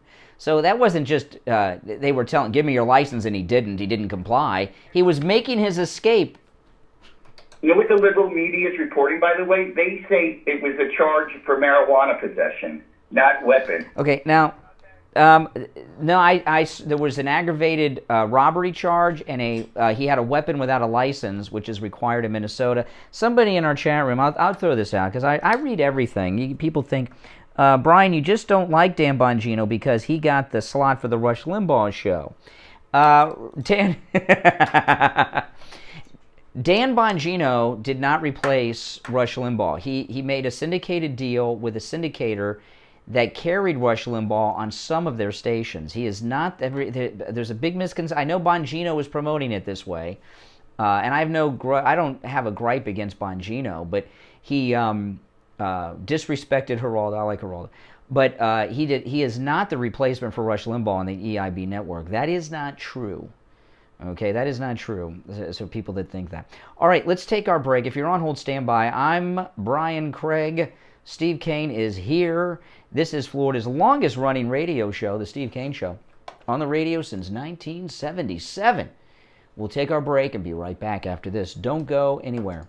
This is Dr. Mitchell Matez of the BioStation West Delray. Have you tried and tried to effectively lose weight but failed? Have you worked your tail off trying to build muscle with no result? At the BioStation West Delray, we offer all of the latest treatment modalities, including growth factor and peptide therapies to help promote weight loss, muscle recovery, support cognitive function, improve libido, and more. If you want to get to the root cause of the problem, our medical team can do the job. Call the BioStation West Delray at 561-320-8893. That's 561-320-8893. Stop paying an outrageous fortune for your tires. Go easy on your budget and buy your tires at Friendly Tire in Margate, where they have all the major brands like Goodyear and Firestone at discount prices that absolutely can't be beat.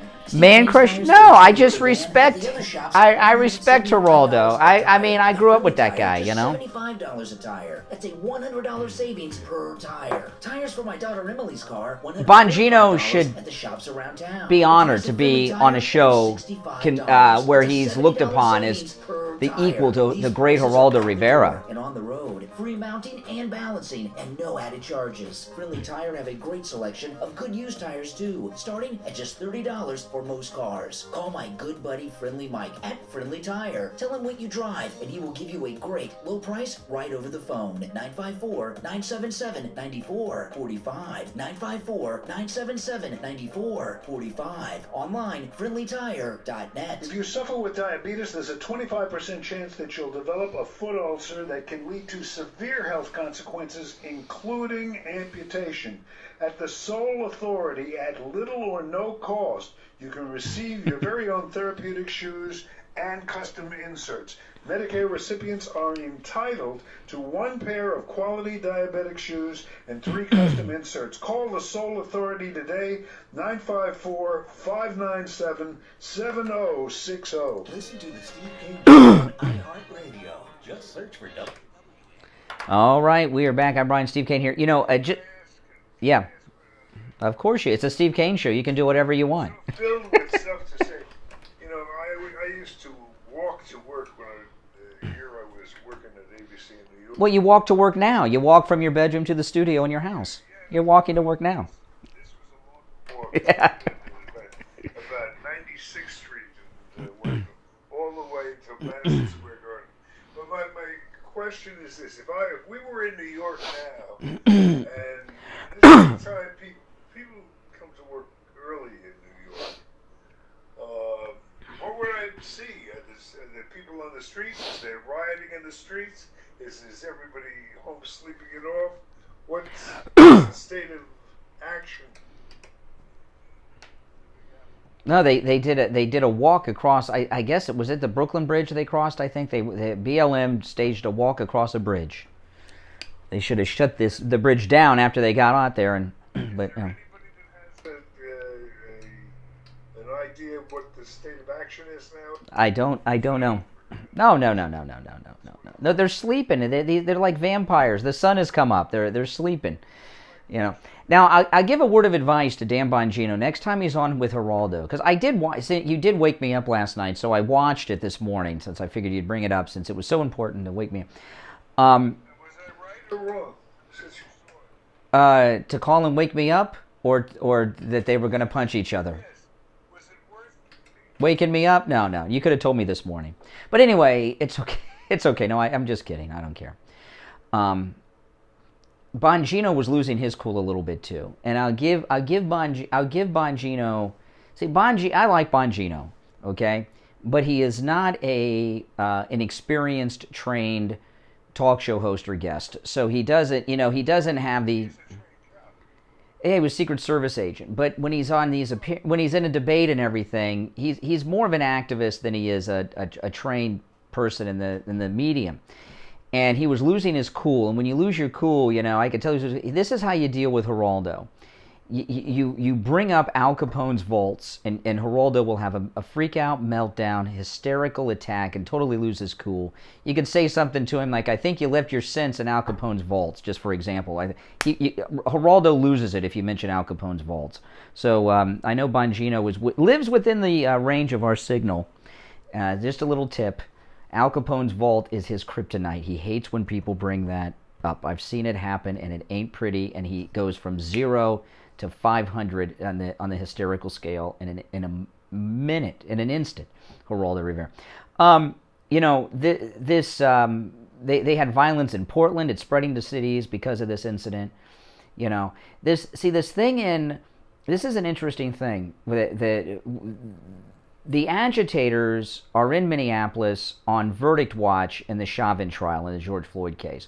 So this incident blew up as fast as it did because a lot of these people are there waiting for the Chauvin verdict, okay? Because they're planning actions then, regardless of what the verdict is. So things got fired up in Minneapolis very fast the last couple of nights. What I wonder, Steve, there's going to be violence in Minneapolis no matter what happens in the Chauvin trial, no matter what the verdict is. But the police, I thought this was a mistake, and now I think they might have done something very well organized, because I was pretty impressed with the police chief when he came back in. I know he was tearing up a little bit, but he seems to have a good handle on things. He was taking questions during the press conference, and a lot of the people were activists. They would tell you, I'm a community organizer. And there were several of them asking him very detailed questions, trying to get tactical information on how they handled the situation. The one guy was upset that they turned off the street lights and the lights in the buildings because they couldn't see the cops to throw the bricks at him. But I thought first, how stupid. Yeah, I know, these cops, they're out of control. But at first I thought, this is pretty ridiculous that they let these activists in here to ask the chief these kind of questions. And then I thought, you know what, maybe they're identifying the leaders. Because there were several activists asking questions, and they obviously were leaders because they were asking questions to get tactical information on why the police did what they did the night before. And I think there's going to be violence with the Chauvin verdict, regardless of what the verdict is, but it may not be as bad. Worse than what we've seen so far? Oh, yeah. These are the people on standby for the Chauvin verdict. But since they've identified some of the leaders now in that press conference yesterday, they made a lot of arrests last night. They're going to be making arrests in the coming nights because this isn't going to stop anytime soon. It may lessen the violence after the Chauvin verdict because a lot of the people are going to be arrested and a lot of the leaders are going to be rounded up, and they're gathering a lot of information. See, this is an army of activists who are in the city waiting for the Chauvin verdict on standby. A lot of them probably are not even from the town. Now the cops are learning who they are, who the organizers are, who the leaders are. And that's a lot of very valuable information after the Chauvin verdict, which could result in the entire city being burned down. You know, and yeah, because I was very impressed with that. He's not the Minneapolis chief. He's that Brooklyn, whatever the name of that town is. Yeah, he was great, and he seems to. He kind of reminded me of Sheriff Navarro in Broward County, competent. He wasn't one of these liberal Democrat cops that they put in charge of something. He seems to. You know, and he was, like one guy says, you were firing into that apartment building at such and such a street. He says, I was there. No, we were they were nowhere near the, you know, he's in command of everything out in the field. And, you know, he may be the savior of Minneapolis. Good morning. You're on the radio. What's your name? Good morning. Hey, how y'all doing? My name's Rodney. I'm calling from Georgia. Yes. I just wanted to comment on the shooting. The girl, she made, if she did, she made mistakes. And yes. Well, do you believe Angie Dickinson here? Do you believe her?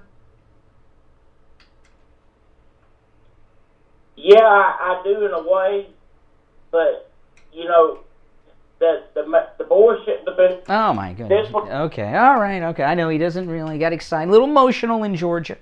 With the language. That's okay. Even with the southern drawl, I can understand that. Well, that's how. Yeah, not on the radio in Georgia, I don't think. That's okay. People are emotional. Did you see how they attacked the press? These agitators last night. They attacked the liberal media. There was one. I got to look this up because I'll look it up online because I know I tweeted this. There was one reporter who was either with CNN or NBC. I can't remember which one because both of these outlets ran into trouble. He's reporting the violence is going on behind him, and you see on the camera 3 or 4 of these Antifa black-dressed people coming. They're wearing those Antifa black ninja outfits coming towards him. He immediately says, people are coming towards us, walks away to get away from them, and then they confront him and surround him. CNN people got in their face too. They're attacking the liberal media, who are their allies. Can you imagine what it's like for the cops when they're going after their liberal allies? You know, it's really, it's pretty out of control. Listen, our number, I'm waiting for the delay to build back up. We're going to take our break from the last caller.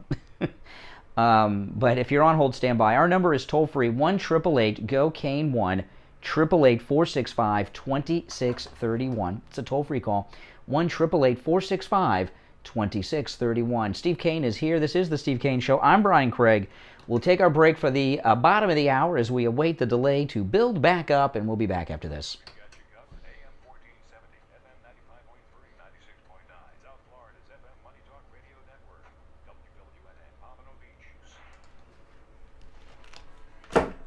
Have you gone without insurance through the Affordable Care Act because you thought you couldn't afford it? The times are changing. I have exciting news to share with you from I Will Advisors. With the signing of the American Rescue Plan Act of 2021, the government has increased the subsidies available to people buying insurance through the marketplace. In fact, even people making over 400% of the federal poverty level can get insurance now and not pay more than 8.5% of their income. There's talk of people currently paying less than $100 per month, and you could possibly pay $0 per month with these new changes. It doesn't cost anything to check, but everyone must take action. The special election period will end, but the sooner you take action, the sooner you can start saving money. Call Dan at I Will Advisors. Steve Kane Show. 753-8080. 954-753-8080.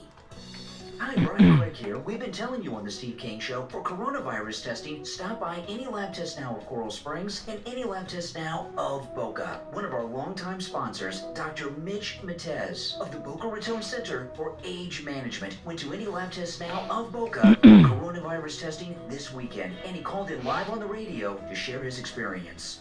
Listen, Brian, I have a great experience to tell you about. I went to any lab test Steve Kane Show. on Friday. I'm sorry, on Saturday. Hey, Barry, hello. COVID-19 tested, and it was awesome. We had a little experience where we had somebody in our close circle that tested positive after 10 days, by the way. Went and had a test. It took 10 days to get the results. We all went into a little bit of a panic, obviously. So we called up any lab test now. It was about maybe 11:30 in the morning on Saturday. They said, come on right on over. I was anonymous. I didn't announce myself. We went over there. We got there about noon. We checked in. 2 minutes later, they took us back, did our test. We sat in the waiting room for less than 15 minutes. They brought us back, gave us our results, which were negative, and we were on our way home. And a little shout out to Brittany, the nice young lady who did our test. It was completely painless. It was quick, it was simple, it was easy, and it gave you both the IgM and the IgG antibodies, which tells you if you have the infection now or if you've been exposed to it in the past. Now, you went to any lab test now of Boca? Boca Raton, yeah, in the Sandalfoot Plaza. Awesome. It was awesome. It really was. It was cool. And it's easy, it's simple, and I'm telling you, that's the way to go. So forget this 10-day nonsense. Doctor recommended. Can I say that in the commercial now? Doctor recommended. Any lab test now of Boca There you Raton. go. Doctor recommended. Yeah, it was really kind of cool, and it was wonderful, and it was easy. And listen, to that end, go over and get tested. This is the test you want to get. It tells you point blank, did you have it, do you have it, et cetera, et cetera, et cetera. That's great. So Dr. Mitch Matez personally recommending any lab test now of Boca. You heard Dr. Mitch Matez. Any lab test now of Boca is doctor recommended for coronavirus testing. They're located in the Sandalfoot Plaza. That's where the Western Beef is, south of Palmetto Park Road and north of Hillsboro on the east side of 441. Give them a call, 561-237-5009. 561-237-5009. Any lab test now of Coral Springs is located on the southeast corner of University and Ramblewood over by the Coral Square Mall. Their number, 954-906-5983. Any lab test now of Boca and any lab test now of Coral Springs. Make sure you tell them you heard about them on the Steve Kane Show. Listen to the Steve Kane Show on iHeartRadio. Just search for W. All right, we are back. I'm Brian Steve here, and on the line, Attorney Barry Siegel, our estate planning, elder law, and Medicaid planning attorney. Attorney Barry Siegel, good morning. Good morning. How are you today, Brian? We're great. What do you have for us today, Barry?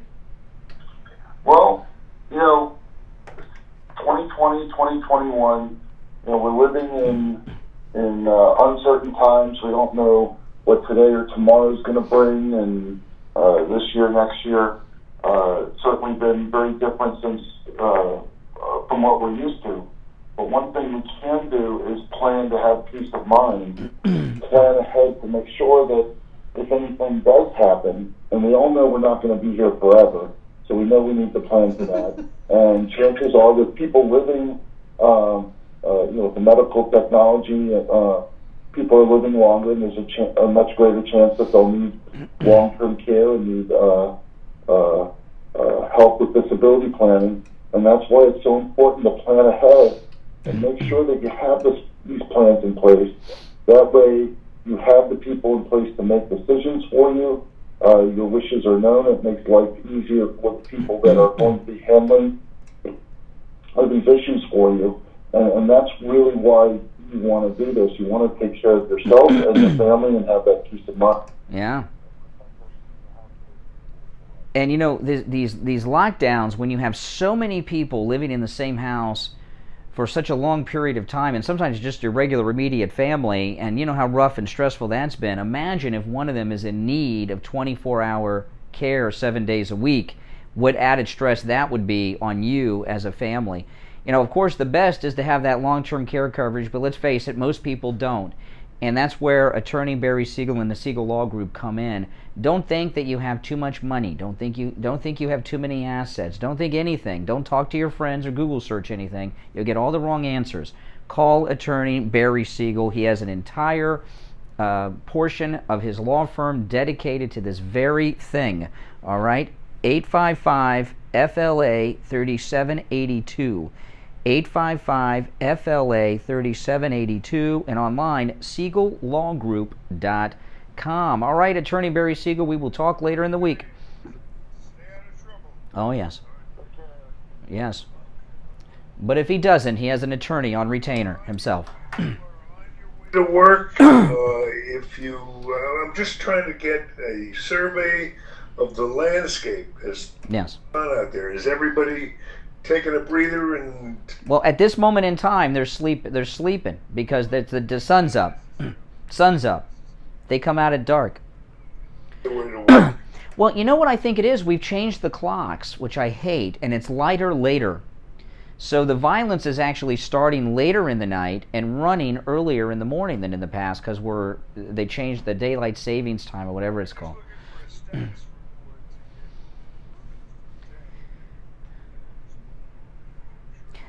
Let me ask you this, and maybe the audience can think back. Okay, now the Rodney King verdict led to the L.A. riots, of course, but racial riots like we're seeing right now with this instance and these other things in the last year or so, when did that start to become a regular weekend event? Was there a moment, because Rodney King and the riots happened, but then we had a long... No, but after Rodney King, we had years without this kind of stuff. Now, it's a weekend, every week there's an event like this. When did this, just every time there's a white officer and a black suspect in a confrontation, did cities burn? When did this start? Another thing about it, by the way, our number 1-888 Go Kane 1 888-465-2631. No, Steve. That you were there. The other ones. I forgot the. Oh, you were out there. Okay. All right. Now listen. If you're on hold, stand by. Our phones are very busy, and I have lost track of who called in first and last and in the middle and everything else. So I'm taking the calls in random order. So my apology. You may have been on hold 30 seconds. You may have been on hold half an hour. My apologies to you for that. I've just lost track of who's who on the phones. 1-888 Go Kane 1. You're on the radio. Good morning. Good morning, Brian and Steve.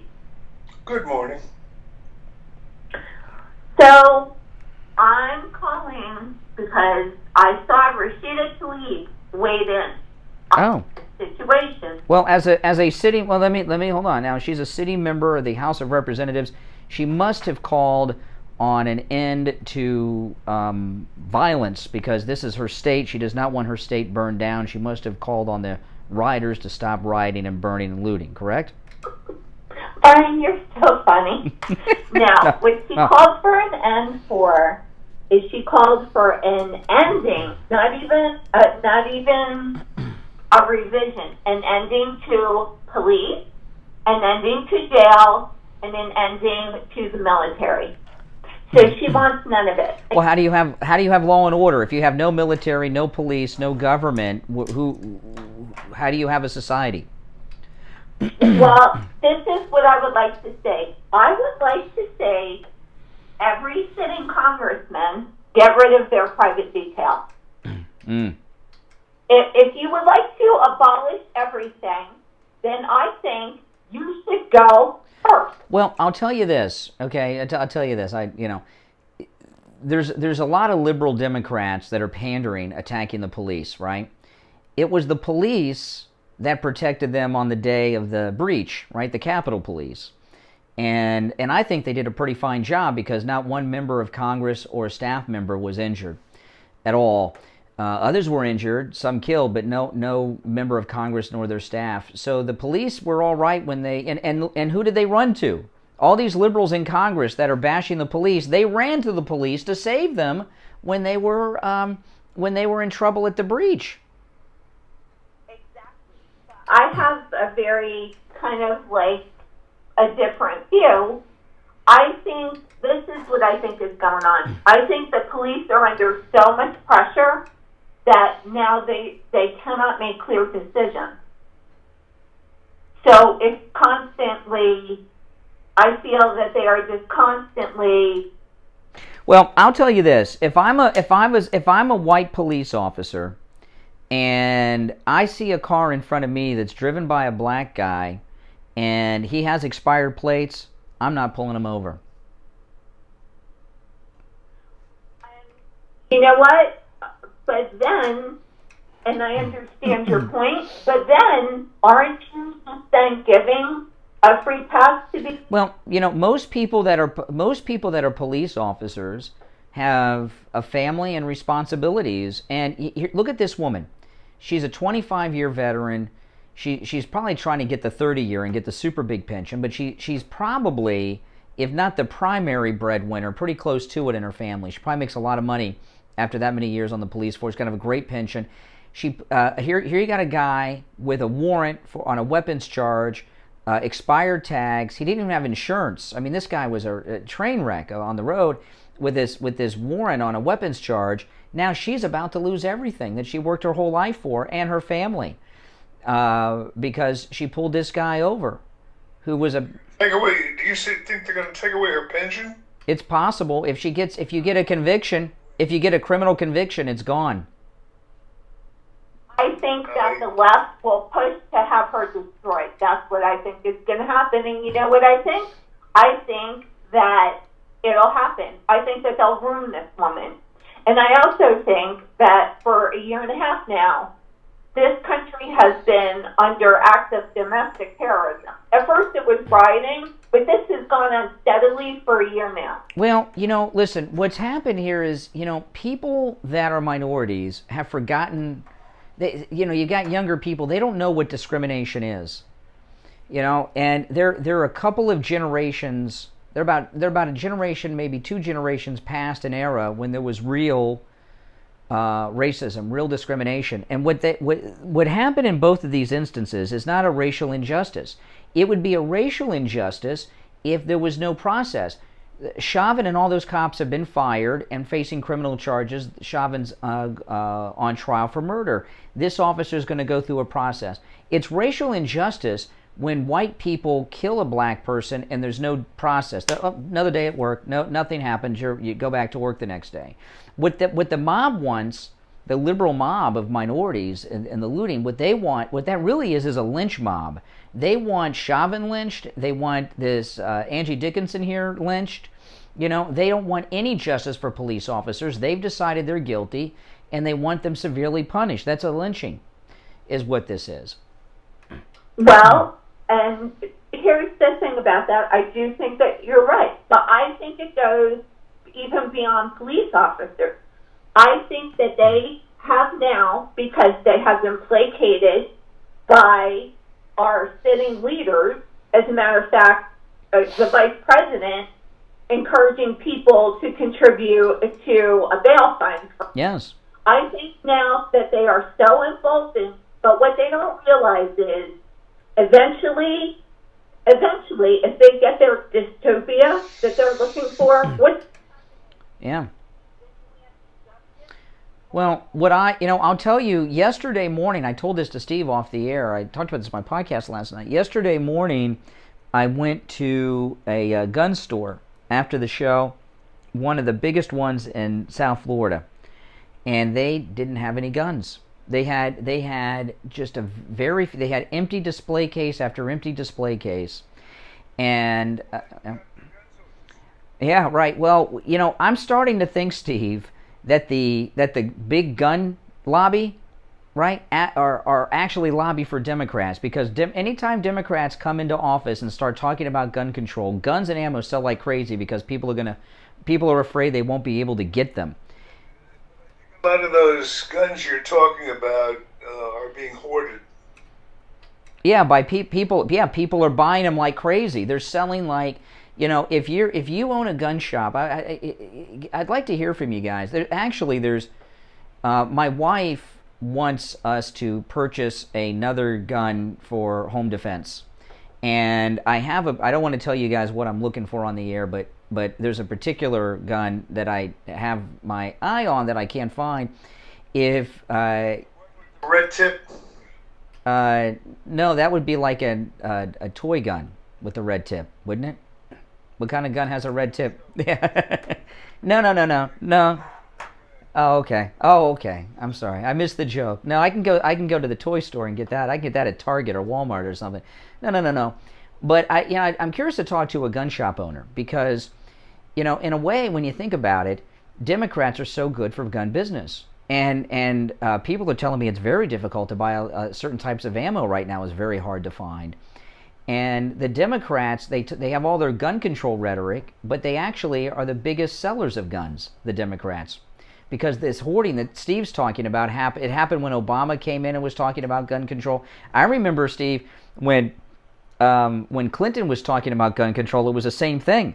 Assault, AKs at the time were selling for huge amounts of money beyond what they normally were selling for. Democrats are great for guns and ammo sale like nobody else. It's amazing.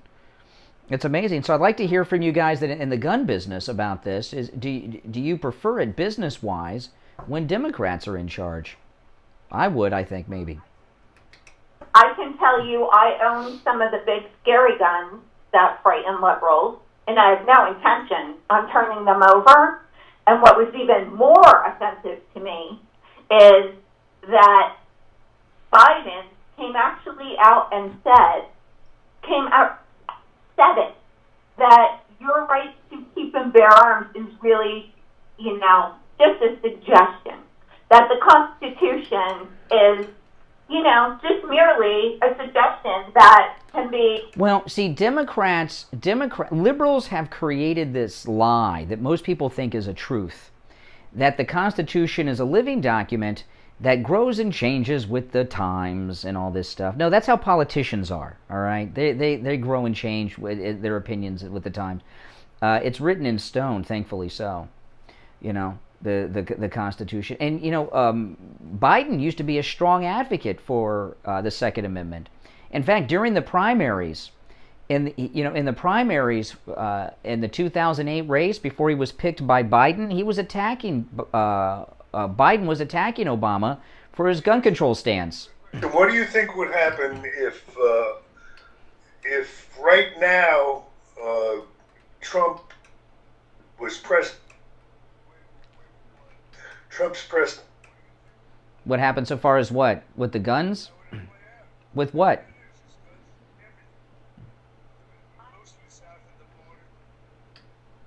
Oh, that would be done. That would have never happened. Well, okay, you know but what? it has happened. Oh, I think Trump would. People's heads would spin. Well, you know what? Listen, we gotta run for our break. I appreciate the call. We're a little late. Okay, this is our last break of the second hour. It is 49 minutes after 7. I'm Brian, Steve here. If you're on hold, stand by. We'll take our break and be right back after this. Don't go anywhere. George Corey of the Soul Authority. In this time of social distancing and sheltering in place, Julian P., $5 super chat. Applicants are down 75 to 80%. Used to be selecting 5 for maybe 200 applicants. The time is coming where there won't be enough to fill vacancies. the best part of all is that Medicare Yeah. pays for this visit. So, if you're a Medicare Yeah. recipient, Everybody thank Julian for that super chat. Thank you so much. 954-597-7060. That's 954-597-7060. Don't let social distancing stop you from taking care of your feet. Call the Soul Authority today. Hi, my name is Tom Laporta, the owner of Laporta Contracting, Roofing and Restoration.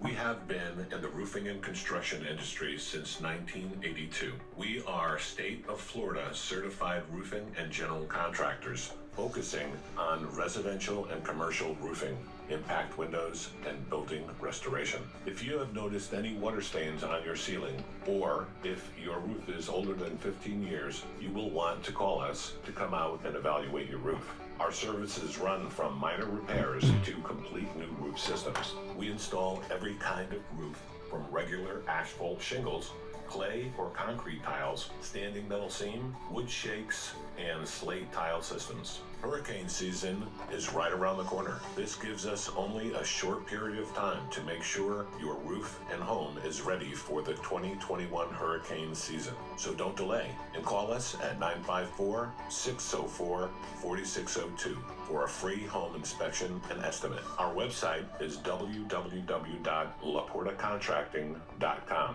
where you will find our latest video and live testimonials from a few of our past clients. Our number again is 954-604-4602. This is Dr. Montez from the BioStation West Delray. The BioStation is America's premier age management solution due to the extensive array of options available. At the BioStation, we take your health seriously. Our men's health program is doctor supervised with multiple options to treat erectile dysfunction and low testosterone. Erectile dysfunction may be a sign of a more serious issue, and our medical team can help you get to the root cause. Let us help you get to the source of the issues that are holding you back from leading a fulfilling life. If any degree of erectile dysfunction is holding you back, call me immediately at 561-320-8893. That's 561-320-8893. Listen to the Steve Kane Show on iHeartRadio. Just search for it. All right, we're back. I'm Brian, Steve Kane here. You know, Steve, I was listening to George Corey from the Soul Authority talk about the house calls. You know, the Soul Authority has 2 office locations, one in Pembroke Pines, which is down by you in Cooper City, and the other one's in Tamarack. And they do house calls throughout our entire listening area for all of their services, podiatry, the diabetic shoes.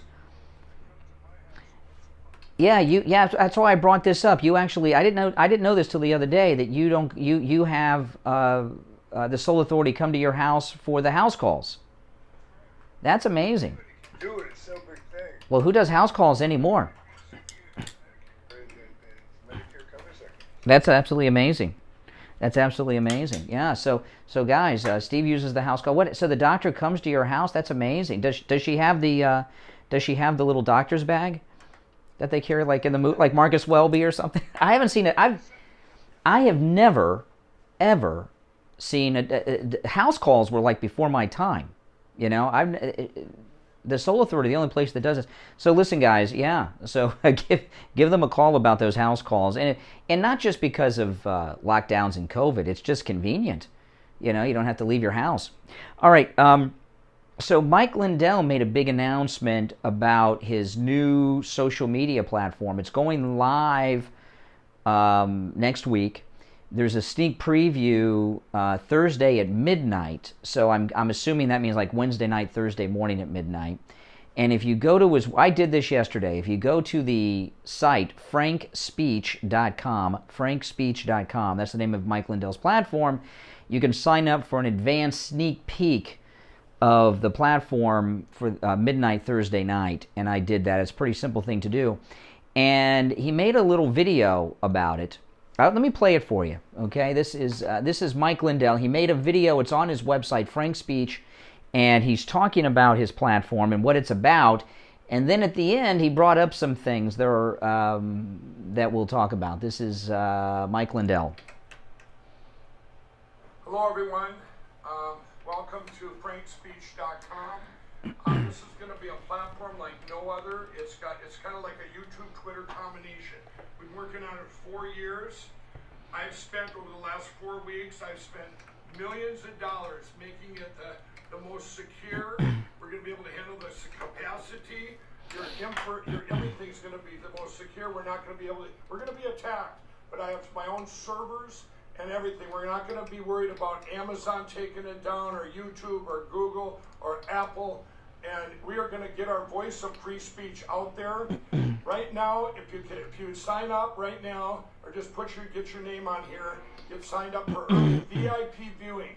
You're going to have exclusive viewing Thursday night at midnight.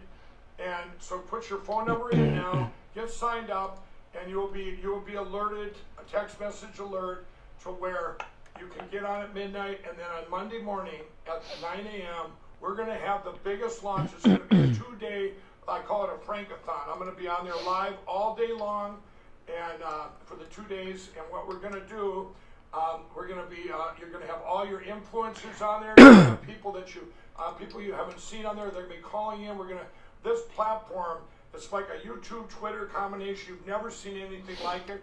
You're going to love it. You're going to have your own like YouTube channel, only that's your Twitter handle, or Twitter channel, so to speak.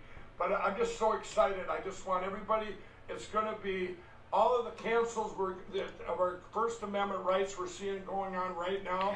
Well, guess what? It's coming back. You're not going to have to worry about what you're saying and what's going and you worry about being able to speak out freely. And I do want to say one Okay, now before I get to this last part, because the last part I want to talk about in a little more detail. Okay, so this is the most detail that we have gotten from Mike Lindell and his social media platform so far. We got a lot of information here. Because what happened, Steve, with Parler is they didn't have their own computer servers. They were renting servers from Amazon, so Amazon shut them down. Mike Lindell, he said he's been working on this for 4 years. So this isn't something that was just like, okay, I don't like what they did to Trump, so I'm throwing something together. This has been something that he's been doing for years, which means it's well thought out. It's not an immediate thing they did just to get it done, which means it's going to be very good. And he says he has his own servers. He has his own servers that he owns. That means that Amazon that own those Parler servers won't be able to shut them down. So that's spectacular. Okay, now at the end though, he goes through this mission statement. Let me play this for you. That when you get in there on Thursday, when you get in there, I want you to look at our mission statement, because we went back and defined, we felt from our founding fathers and the Supreme Court and stuff, what defines free speech. So you're not going to have to worry about people, if they're on there, there's going to be a good reporting system, but you don't get to use the 4 swear words, the C word, the N word, the F word, or God's name in vain. You can't have, free speech is not pornography. Free speech isn't, I'm going to kill you. It's very well defined in our mission statement. It's going to be an amazing platform, and I am so excited because of what's going on right now. They're trying to take everything from us in our country, and we need to get our First Amendment. We need to exercise that and start speaking freely again. Thank you. God bless. Okay, so he's going to have, this is very interesting and very, very smart. Everything, Mike Lindell's brilliant, and he's doing everything right? So he's got his own computer servers. That means that the bad guys can't take him down because they don't want him to have this alternative. He has basically his own internet with this, and which is amazing. Also, he's not planning on being in the app stores, which kick all these conservative things out. When you sign up, because I did this last night, when you sign up at frankspace.com, they give you directions on how to very easily put it on your cell phone or tablet's desktop like an app without going through the app store, which is very smart. Shows he knows what he's doing. But here at the end, Steve, there's actually 2 C words. He said the C word, but there's 2 C words, one male and one female. You can figure it out. But he said no C word, no F word, no N word, and no taking the Lord's name in vain. These are restrictions that are on there. And not the Lord's name in vain, but the N word in particular. That's one of the things, when this platform goes online, a lot of liberals are going to join it and try to sabotage it by being outrageous and putting up hateful, disgusting things so that everybody says, this is outrageous, look at this disgust, look at this hate, look at this N-word, look at this pornography, this can't be this way. So he's already put restrictions on that to stop the saboteurs from sabotaging his platform. And this not taking the Lord's name in vain, I like that one a lot, because I don't do that, and I don't like it when people do. It makes me very uncomfortable. Question: there's one thing noticeably missing from what we've heard. Yeah. On this, do you know what that is? What? No, I don't know what you're thinking. How about the T word? Truth. Trump. Oh, no. Trump's platform is separate from this one. Mike Lind. There are going to be 2, but they're not competing, okay? Because Mike Lindell talked about this about a week ago. Trump's social media platform is not his. They are 2 different social media platforms that will complement one another, not be in competition. There's so many social media platforms now, so that's fine. So no, this is not the Trump one. He's doing his own. So we're going to have two alternatives. And I bet you Trump has done things very similar to Mike Lindell here in a very, very smart way. So, you know, what's about to happen is the monopoly on... See, you know, Greg Kelly on Newsmax has this great analogy he uses with some of these platforms that ban people, you know, because they invented it. They can stop people from using it. He's like, it would be like Thomas Edison saying, you can't have the electric light bulb because I don't agree with who you voted for president. That's crazy. No electric light for you, you know. And that's how a lot of these new technologies operate. I don't like you. I don't like who you voted for. And you can't use our technology. So this now, for the very first time, they're going to have competition. And it's going to be serious competition. Mike Lindell's is going to start next week. And President Trump's will be soon. Isn't there intrinsically a built-in competition? Not really, no, because every social media No, I can't, because you don't use this stuff. It's hard to explain. But every platform is different, has different things that you can do, and there may be a slight competition, but they'll complement one another. Mike Lindell does not want to compete with President Trump. Believe me. So it won't be, he would, out of just respect, he wouldn't do that. But they'll complement each other. They'll be different, and we'll be on both of them. You know, and by the way, I haven't left any of the platforms. A lot of people do. I'm going to be on every platform. I'll continue to be on every platform: Twitter, Instagram, everything, as well as Mike Lindell's frank speech. But he is really planning ahead for the liberal saboteurs, which is everything he does is smart. You just always know it is. All right, listen, we'll take our break for the top of the hour. If you're on hold, don't go anywhere. I'm Brian. Steve Kane is here. This is the Steve Kane Show, Florida's longest-running radio show. We'll be back right after this. Got you covered. AM 1470, FM 95.3, 96.9. South Florida's FM Money Talk Radio Network. WWNN, Pompano Beach. Steve Kane Show. Steve Kane talk about the great work and the incredible No, prices at Dr. Gupta's Brighton Dental. Richie the bus driver called Steve Kane on the air and told him about his experience at Brighton. Don Jr.'s on Twitter still. Trump supporters are not gone. I'm on Twitter. Don Jr.'s on Twitter.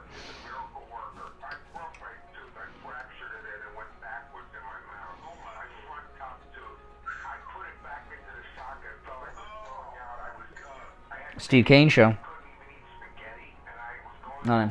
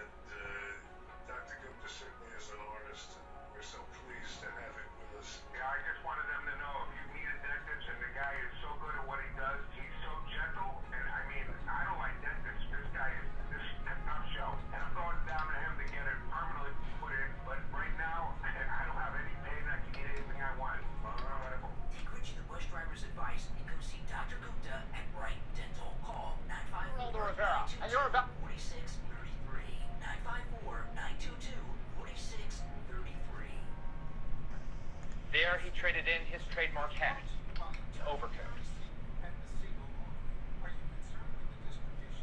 Loyal associates described Capone to the press as being nutty as a fruitcake. During much of that period, Emery Zurich worked here as a security guard. What was your basic job? Supposed to be to keep away and the reporters, other reporters, on time. And keep riders and anybody You are listening to South Florida's longest running radio show, The Steve Kane Show. Call the show toll free. Dial 1-888-COCAINE 1. That's 1-888-COCAINE 1. And now, here's Steve Kane.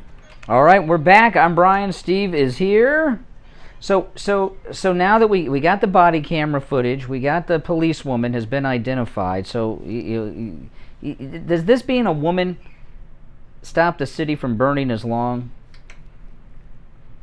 What do you think, Steve? Well, now that we found out it was a woman that shot him dead, does that help stop the violence faster?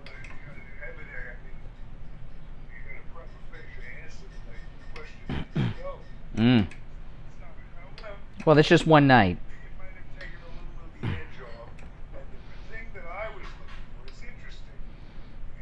start looking for the profiles of these things because the profiles do affect, I think, to some degree, the outcome of the case. For example, if both of us, we're both looking for the same thing.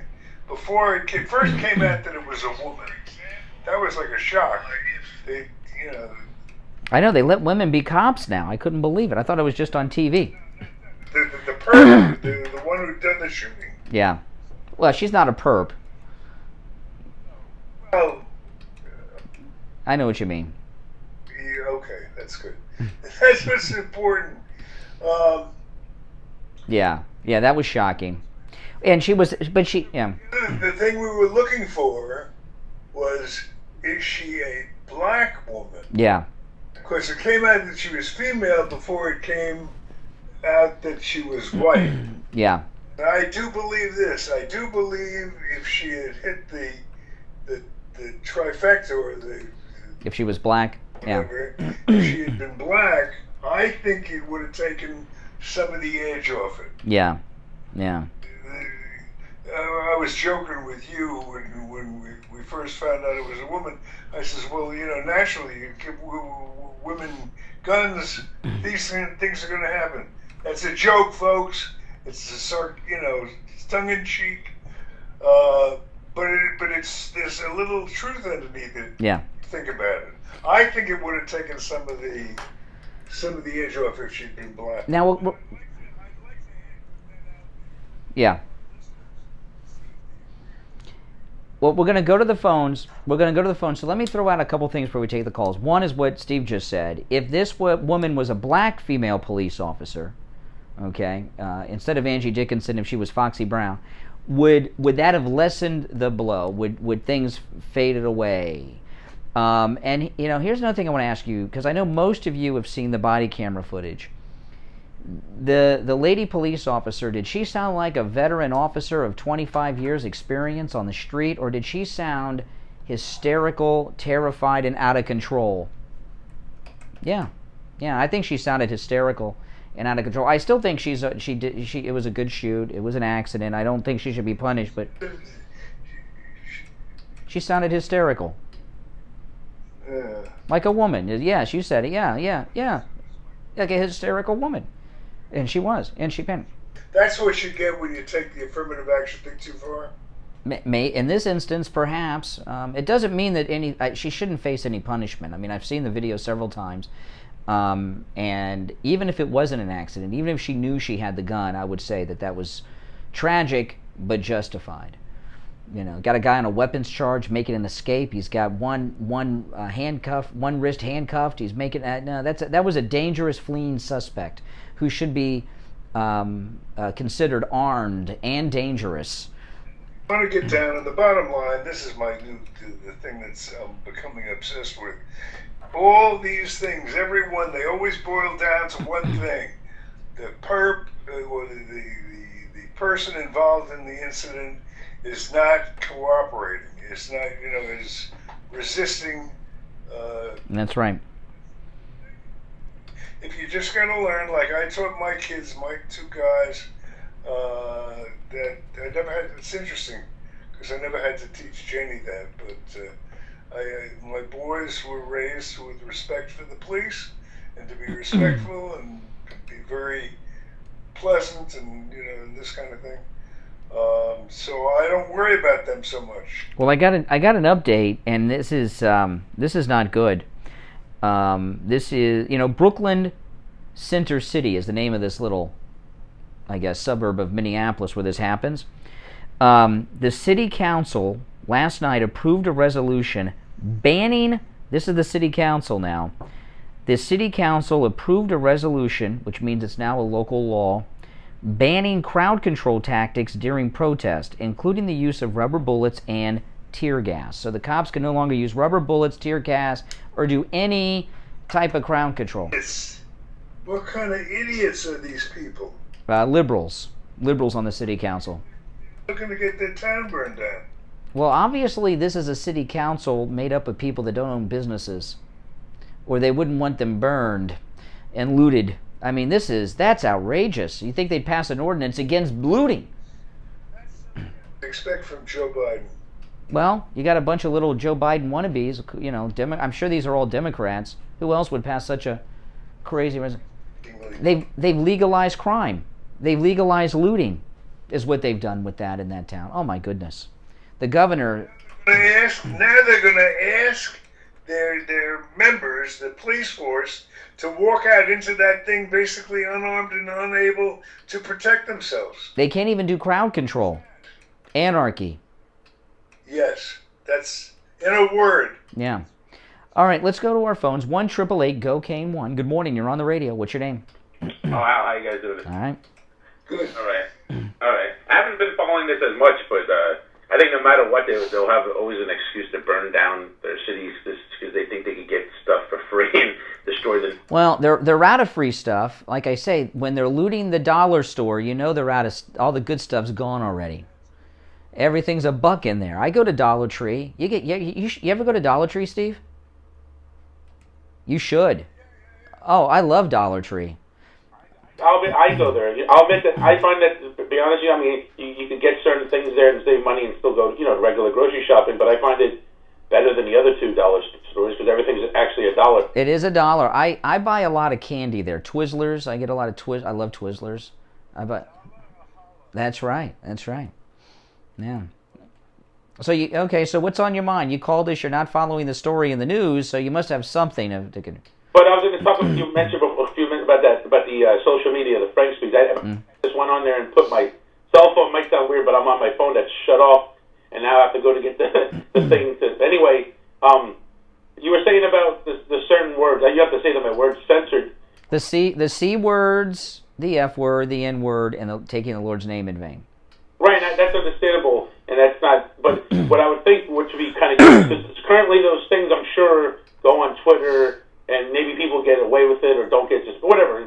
But with this thing, maybe it's a possibility too, which is not a bad thing. Is when people try putting those things, maybe it'll be blocked out. In other words, when you try putting that in, that would be kind of good with technology. I'm surprised Twitter, or what. Well, when you go on Twitter, Steve, porn actresses and stuff can post their pornography on Twitter.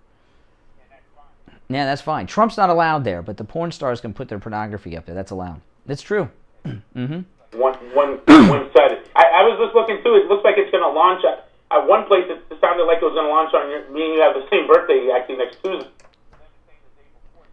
There's a if you sign up with your phone number to Mike Lindell's frankspeech.com, you on Thursday at midnight you get a special sneak preview of the platform to see what it looks like and how it works. And Monday it's going live with a 2-day event with Mike Lindell on the platform. I just signed up, so I'm going to do that now. Another quick thing before I get you guys, you guys both had the shot, right? And I got mine. Which one?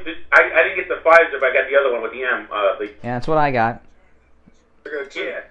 Have you heard things too? Like I work at a place where I got the shot, and people have been telling me where I work that they've had not serious but side effects where they like one person told me that like flu-like symptoms. Well, this is what Steve and I have both had the first shot. I had my first shot 2 weeks ago yesterday, and I get my second one the end of next week. And I've had zero side effects. My arm was sore for a couple days where I got the injection. A sore arm. Yeah. I felt like tired and just a little sweat, but nothing really sick, and I could something like that. I was tired. No, I wasn't even that. So I had nothing. I was.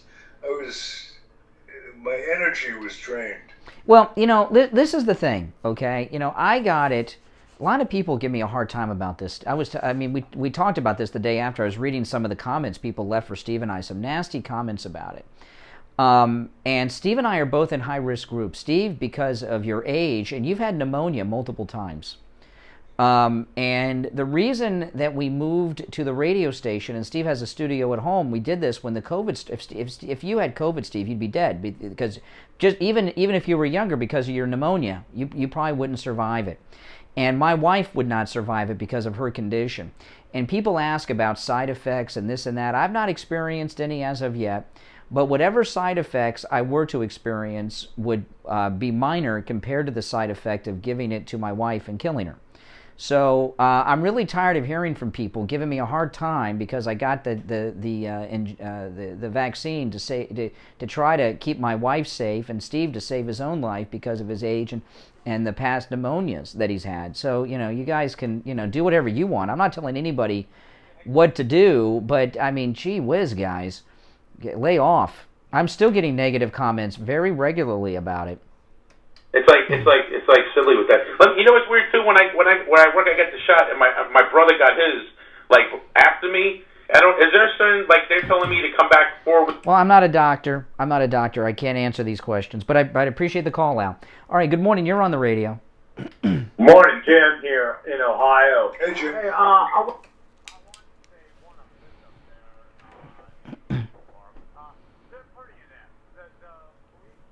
there have always been an inept, but they're more community-based where they'll listen to the community and then act. They're not listening now, that's for sure.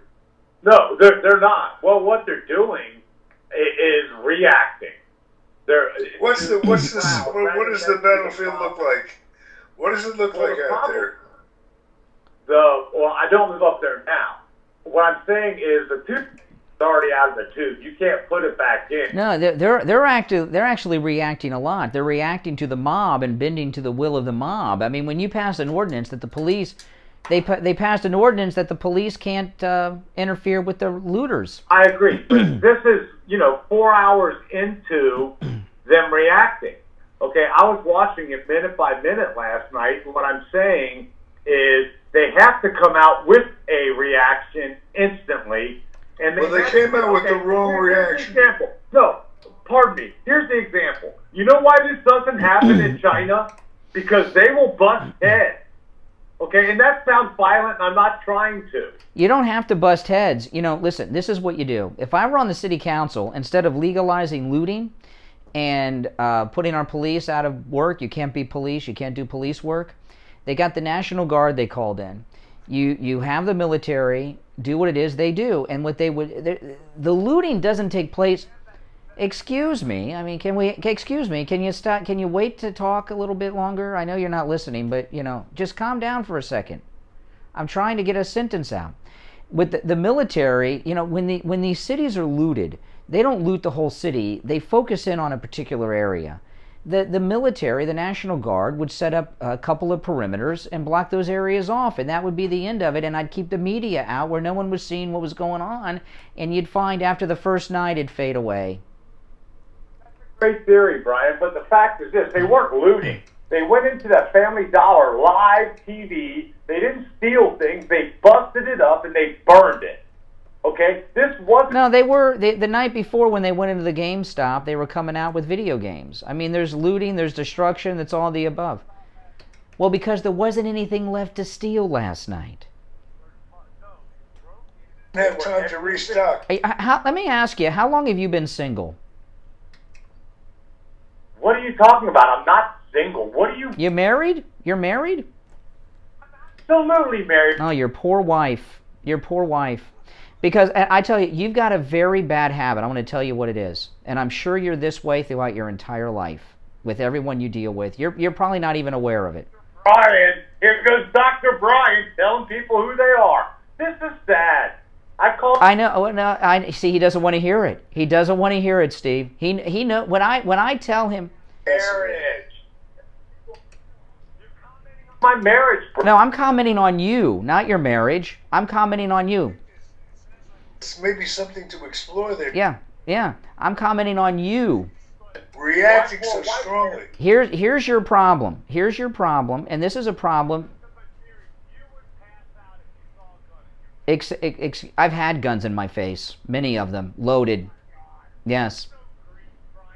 Oh, no, I've had it. I'm not going to tell you about it on the air, but Steve knows and other people know. I've had many guns in my face loaded. Okay, yeah. It's true. I don't have to prove. I don't have to prove I'm a man like you. Walk over everybody who's getting over. You're the one doing the walking over. And let me tell you this. I am not a doctor. I am not a therapist. But I've talked to thousands of people on the phone over the years and have become a bit of a personality profiler. And you have I'm going to put you on hold so I can get this out. Everything that Steve has said or I have said, you have interrupted us in the middle of every sentence and said no. And this is your typical way of having conversation. Everyone around you, whether it's your wife, your friends, your coworkers, maybe even a boss, you don't have proper conversational etiquette. You know. In talking to your wife, is she handy? Yeah, put her on the phone. She's at work. Ah, while he's at home? Oh my goodness, that's another problem. You want to know something about me or about... Oh, we know a lot about you. We know more about you than you do, Steve and I. This is where, hey, Brian, when you go personal, you've got no fight. You've got no fight. I'll hang up on you. Oh, do it. Let's hear it. Boom! There it goes. But he's still listening. He's still listening. He didn't want to hear the truth. He's a verbally abusive, overbearing husband and man. And anyone that is in his personal life is discounted and verbally abused. Something from Ohio. I didn't catch his first name. I'm sorry. So if you have a chance and you're willing to accept the challenge, we would like you to call back with your wife on the phone. Yes. And let's get involved in get to the bottom of it. Group consciousness. See if we can help you out. Maybe Indeed. Marriage a little more pleasant. Maybe for the wife. Yeah. All right. We got to. She's the one that needs the help. Yeah.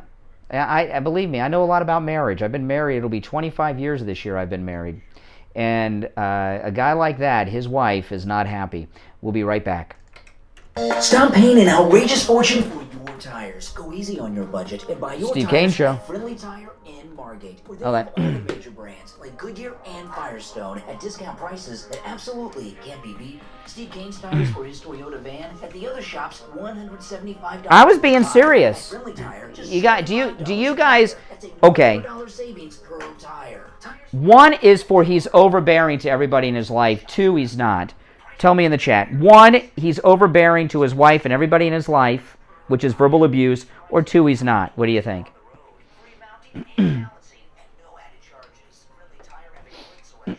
I've been doing this for a long time. Believe me.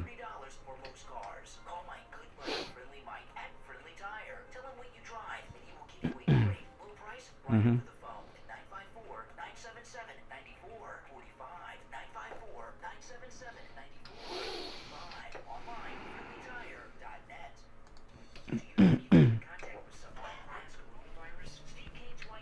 No, I'm not a therapist, but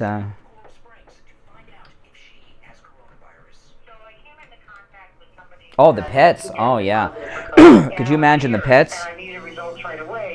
I'm a Midwestern guy, even though I'm in Florida now. I'm from the Midwest. I didn't want to have to stand in line for 2 hours and have a swab stuck down my nose into my brain. It was very pleasant. He would not let us talk to his wife, I promise you.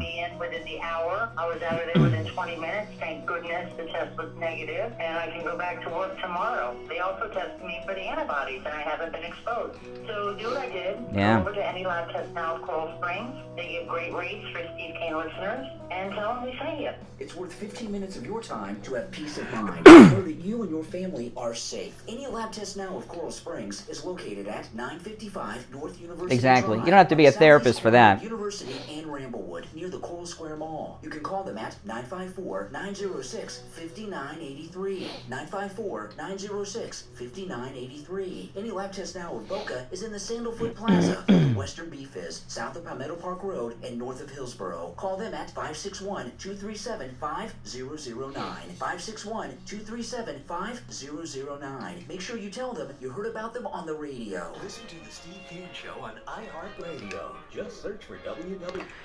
All right, we're back. I'm Brian, Steve Kane here. I did a poll during the break, Steve, in our chat room on YouTube Live. I did a poll on that caller, Mr. Ohio. I said, press 1 if you think he is overbearing to his wife and everybody in his life. 2 if he's not. Just ones. Everybody agrees he's overbearing and verbally abusive to everyone in his life. Yeah. Could you imagine what it's like to be one of his pets? Oh, my goodness. All right, let's go. You're on the radio. Good morning. Hi, good morning, Brian and Steve. How are we doing this morning? Good morning. Maybe this is Mrs. Ohio. Are you the last caller's wife? No. This is Cheryl from Michigan. Oh, hey, Cheryl. Hey, Cheryl. Hi, good morning. I just wanted to know, over in Minnesota, since the council had put new laws, I guess, against what the police can and cannot do, does that also go toward our National Guard? No, that's the governor. Okay. And is the National Guard protecting the town? Well, I would only be a guess, but I would say yes. Well, I saw the mayor yesterday who looks like he's in high school. I thought he was like the student government president at the local high school. And he thinks he's the big man on campus, was talking about my authority comes in when I declare a state of... The city council is run by a city manager. And what that means is the city council has no authority. They hire a city manager who runs the whole city. So the city manager who had all this, the bald guy with all the things on his head, you know what I'm talking about? He's the guy that's running the show, not the kid mayor. Do the police have any more? Well, I would guess. Okay, the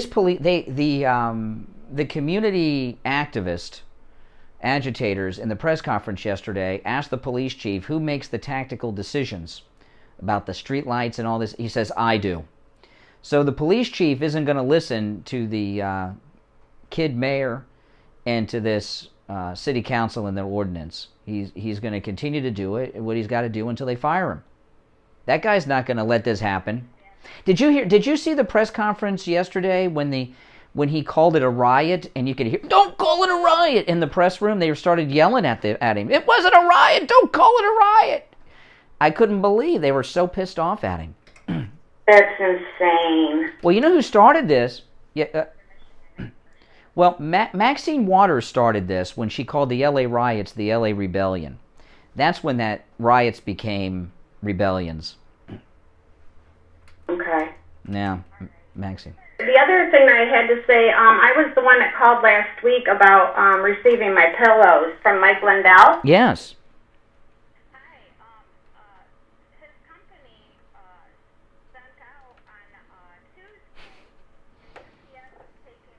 Sweet time delivering it. I'm still waiting.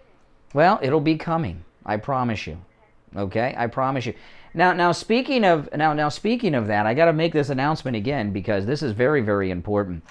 MyPillow has been out of the MyPillow Giza Dream Sheets for a couple of weeks. That's why you haven't heard us talking about them in the last couple of weeks. They called me yesterday. They have the MyPillow Giza Dream Sheets are in stock. These are great for Mother's Day. And I called them back because I wanted to make sure they still had the BOGO offer. And they do. That means when you buy one set of the Giza Dream Sheets with the promo code Kane, you get a second set free. But I got to tell you, these are perfect for Mother's Day. Every mom on your list will love them. You want to order them now. You don't want to wait because they're very high demand, especially because of Mother's Day. They've been out of stock. They're in stock now, but that could change, and it could change quickly, okay? So go to MyPillow.com, order the Giza Dream Sheets, use the promo code KANE at checkout, K-A-N-E. Buy one, you get a second set free. You can also order by phone, 1-800-716-4879. 1-800-716-4879. All right, let's take our break here for the bottom of the hour. I got some information I can't tell you about until after the show, Steve. I shouldn't even tell you. Because I can't handle suspense, and I got something I got to tell you, but I can't call and tell you during the break because everybody on YouTube will see it, and I can't let the YouTube people hear what I got to share with you. So I got to wait. Can you answer one question? Is it positive or negative? You're not gonna like it, but in the end, if you do the right thing, there'll be a positive outcome. But you're not gonna like it. I know you're not gonna like it. You're gonna want to use one of the words that you're not allowed to use on Mike Lindell's Frank speech. You know, you're gonna hold back, but you're gonna want to use one of those words when I tell you this. But you got to wait till 9 o'clock. Okay, all right. No, I don't want to. I can't help it. I know. I just couldn't keep it in. I had to get it out. It's not Now you're suffering. No, well, I got it off my chest, so now you're suffering. I'm not suffering. All right, listen, we'll take our break. We'll be right back.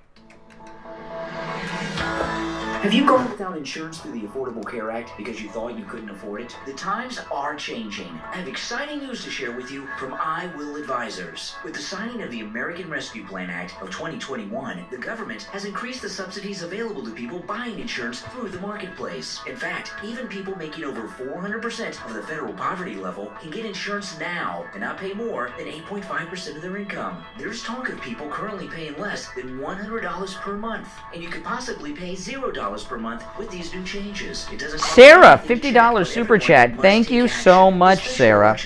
Thank you so much. Everybody, thank Sarah for that $50 super chat. Thank you. I Will Advisors, 954-753-8080. 954-753-8080. Stop paying an outrageous fortune for your tires. Go easy on your budget and buy your tires at Friendly Tire and Margate, where they have all the major brands like Goodyear and Firestone at discount Steve Kane prices Show. that absolutely can't be beaten. Hey. Steve Kane's tires for his Toyota van at the other shops, $175 a tire. At Friendly Tire, just $75 a tire. That's a $100 savings per tire. Tires for my daughter Emily's car, $135 at the shops around town. The price at Friendly Tire, only $65. That's a $70 savings per tire. These prices are out the door and on the road. Free mounting and balancing and no added charges. Friendly Tire have a great selection of good used tires too, starting at just $30 for most cars. Call my good buddy Friendly Mike at Friendly Tire. Tell him what you drive and he will give you a great low price right over the phone at 954-977-9445. 954-977-9445. Online, friendlytire.net. The Steve Kane Show is brought to you by Attorney Barry Siegel at the Siegel Law Group. Are you concerned with the distribution of your assets at the time of your passing? Avoid probate. Call the Siegel Law Group with 9 offices throughout South Florida, from Palm Beach Gardens to Coral Gables. Call toll-free 1-855-FLA-3782. Listen to the Steve Kane Show on iHeartRadio. Just search. All right, we're back. I'm Brian, Steve here. I was thinking about Lady Blue here in this shooting where she thought she had a taser. There have been instances, like there was that one kid who had the toy gun that looked like a gun, and the cops were called, and they pulled up, and he pointed the toy gun and got shot. Yeah, this is the first instance when I've heard the actual police officer confused about the gun in their possession, whether it was a real gun or not a real gun. And all this talk about police reform and everything, I've read a couple of articles about the lady cop. They have her name, her picture, but I haven't read much about her experience on the job in these 25 years. What did she didn't, And I think that if she were a male police officer, I don't think that this would have happened in that situation. You know, she's the supervisor. The police chief said she's a very senior officer, so she was called in as the supervisor because they had this situation. So if she had not arrived, the other cops would have handled this perfectly, probably. Having her there changed the dynamic and changed everything. Because she was called in as because the other officers were already there handling it. They have to call in a supervisor, I guess, because they were about to make an arrest, and there was this gun charge. The supervisor didn't take charge and cool things down. The supervisor called the whole thing. But she did, you know, I was talking earlier, she doesn't sound like a cop with a lot of street experience. She sounded hysterical, terrified, and out of control at this particular moment. And and what I'm wondering is there an issue, maybe not with the police in general, but with certain people becoming police officers, being on the street in positions they're not qualified for, that they may have because of their gender? She might be a gender affirmative action. Yes. Well, and for the gender role, yeah, because no penis. No, because she was hysterical. She was hysterical at that moment, and I mean, she acted in a similar way that cop acted at Parkland that was hiding when the shooting happened. She just didn't act like most. Unfortunately, we've seen multiple incidents like this over the years, too many times, and I've never seen a police officer so hysterical in that situation. She wasn't alone. You know what I mean? Sometimes if a cop's on the roadside in a stop alone and something happens, I've seen, fear. But she had at least 2 other officers with her, including the guy that was cuffing her, and she still couldn't handle the heat there. She was scared. Not that she did anything wrong. It was an accident. I don't think she should be punished. Let her retire maybe with her pension, but no, I just don't think. I'm curious to find out what she's been doing on the police force for the last 25 years. Can't be stops on calls like that. All right, let's go. You're on the radio. What's your name? Hey. Okay, all I can say is, the old saying, you give an inch and they take the whole arm. Well, just like they showed yesterday, these people riot, they stomping on police cars. Where was the police to stop this? So now everybody's watching this thinking, oh, the police are just a bunch of jerks. I can do it. They're trying to lock me up. No, I'm going to get my car and drive away, run away, whatever. So there's no respect for police anymore. These police have to stop this. They can't allow these riots to keep going on. Otherwise, it's going to get worse and worse and worse. Throwing water on a policeman. Unbelievable. So what are you predicting? What do you turn that into a prediction for today? Today, this woman did nothing wrong. She panicked. She shouldn't have been out there probably. She's a manager. People who probably have a desk job most of the time. She got out there and she freaked out. And she picked up her taser by mistake. However stupid that is, but she did. And now it's too bad. So I'm thinking this should be like... Well, sometimes, okay, like the guy in Parkland, the coward cop in Parkland that was hiding and calling in the fake radio calls, he did that because he knew who the shooter was and he was scared of him, And a lot of times, police officers go into certain positions because they want a cushy job to finish out their pension. And that guy in Parkland was in a cushy job, waiting out his pension in a. I don't know. He's still retired with his pension that's over $100,000 a year, and he hasn't. No charges have been brought against him yet.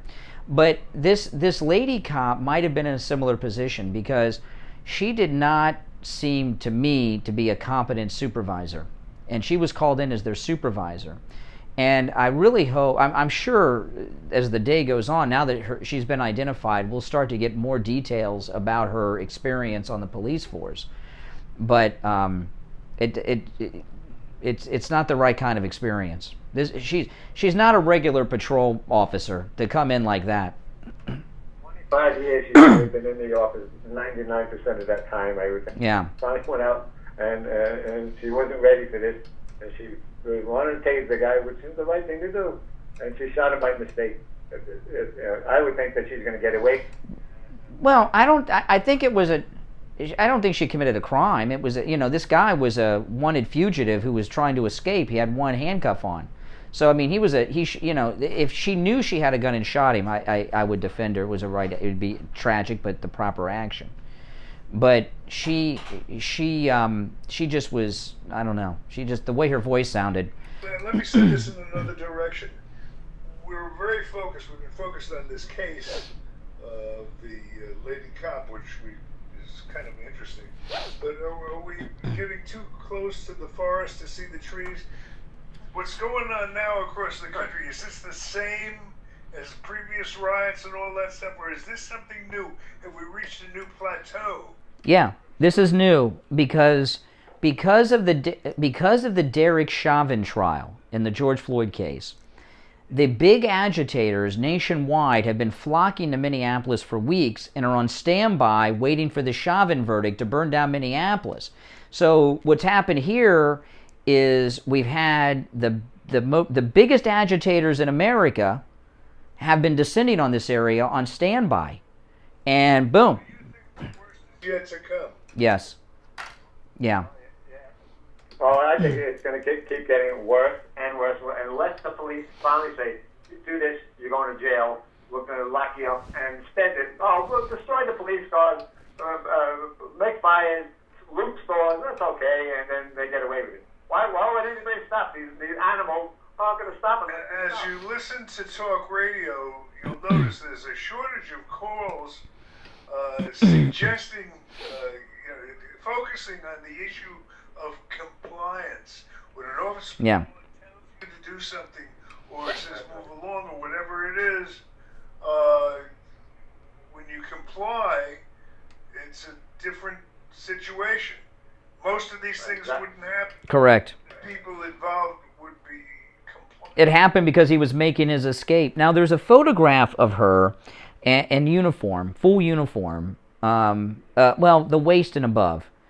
I don't know when this was taken, but she's in her Brooklyn Center police uniform, and you can actually see the taser, and the taser is completely yellow, like the color of a fire hydrant. So how she could mistake her service gun for this taser is beyond me. I mean, Focused on the taser. Well, the taser's lighter, and it's yellow. I mean, But this is something that happened in the heat and the emotion of the conflict. Yeah. It's kind of like a reaction. Yeah. Oh, I didn't see this. They fired the city manager. I didn't pick up on that. I think the city manager was the bald black guy with all the spots on his head and body. No, that was the white police chief. I think the city manager was the black guy at the press conference yesterday. He has been fired after he publicly disagreed with the mayor. The mayor said the police officer should immediately be fired. See, he doesn't believe in due process. The mayor believes in lynchings, no due process. This is Well, that's not going to stand. They fired him. They fired the city manager. Yeah, but it's a work in progress. Yeah. Well, we're in a sad state of affairs, unless we start taking control. Yeah. The police union's going to take a look at what happened and say, oh, gee, I guess they made a mistake, Yeah. Fire him because he hasn't had due process. Yeah, now I got a little bit of information here on her. She's a married mother of 2. She became a police officer in 1995 at the age of 22. She has served on the city's negotiation team. And she was among the first to arrive at the scene of another officer-involved shooting in 2019. In that case, the suspect died after he rushed officers with a knife in a home. She instructed the 2 officers involved in the 2019 incident to exit the residence, get into separate squad cars, turn off their body cameras, and not talk to each other, according to an investigative report from the county attorney's office. Both actions in that case by the officers were found to be justified. No charges filed. Oh, Steve, listen to this. she has been the union president for her department's officers. I mean, she's a Democrat. She's a Democrat. She's a Democrat. She's a Democrat activist. She has 2 adult sons, lives with her husband, who's a former police officer in a different town. Her annual salary is $86,190. And that's all we got on her right now. So she's a Democrat, and I don't know if she's it says has been a union president for the department's officers. So I guess she's a past president, but I'll tell you this, she's a Democrat, people. Plays into your affirmative action theory. That's right. Okay, we'll take our break and be back. You're listening to The Steve Kane Show. I'm Brian. Steve Kane is here. And when we get back, it'll be time for the Gold Report. Don't go anywhere. We've got you covered. AM 1470, FM 95.3, 96.9. South Florida's FM Money Talk Radio Network. WWNN, Pompano Beach. Steve Kane radio listeners love Champagne Automotive Repair in Boca. I went over to Champagne Automotive, and I got to say that this man is the most fair mechanic I have dealt with in my entire life. We took a car over there that was not being used yet. You know, it belonged to my 90-year-old dad. Everybody I had taken it to before was charging an astronomical amount of money. But when we took it over there, Eddie took a look at it, and I got to say that this man fixed the car. It's running like a charm. Anybody that needs a mechanic, I strongly recommend Eddie, and he is just the best thing to tell. Now, guys, I was talking to you guys about this last few days. That Marco Polo app, some of you signed up for it yesterday. It's really awesome. It's free, and it's a little community we're building over there. Marco Polo, free app in the App Store. Just search Brian Craig Fans. What kind of radio show is this? You need to call us on the air. What's disgusting about this show? This is the longest-running radio show in Florida on the radio since 1977.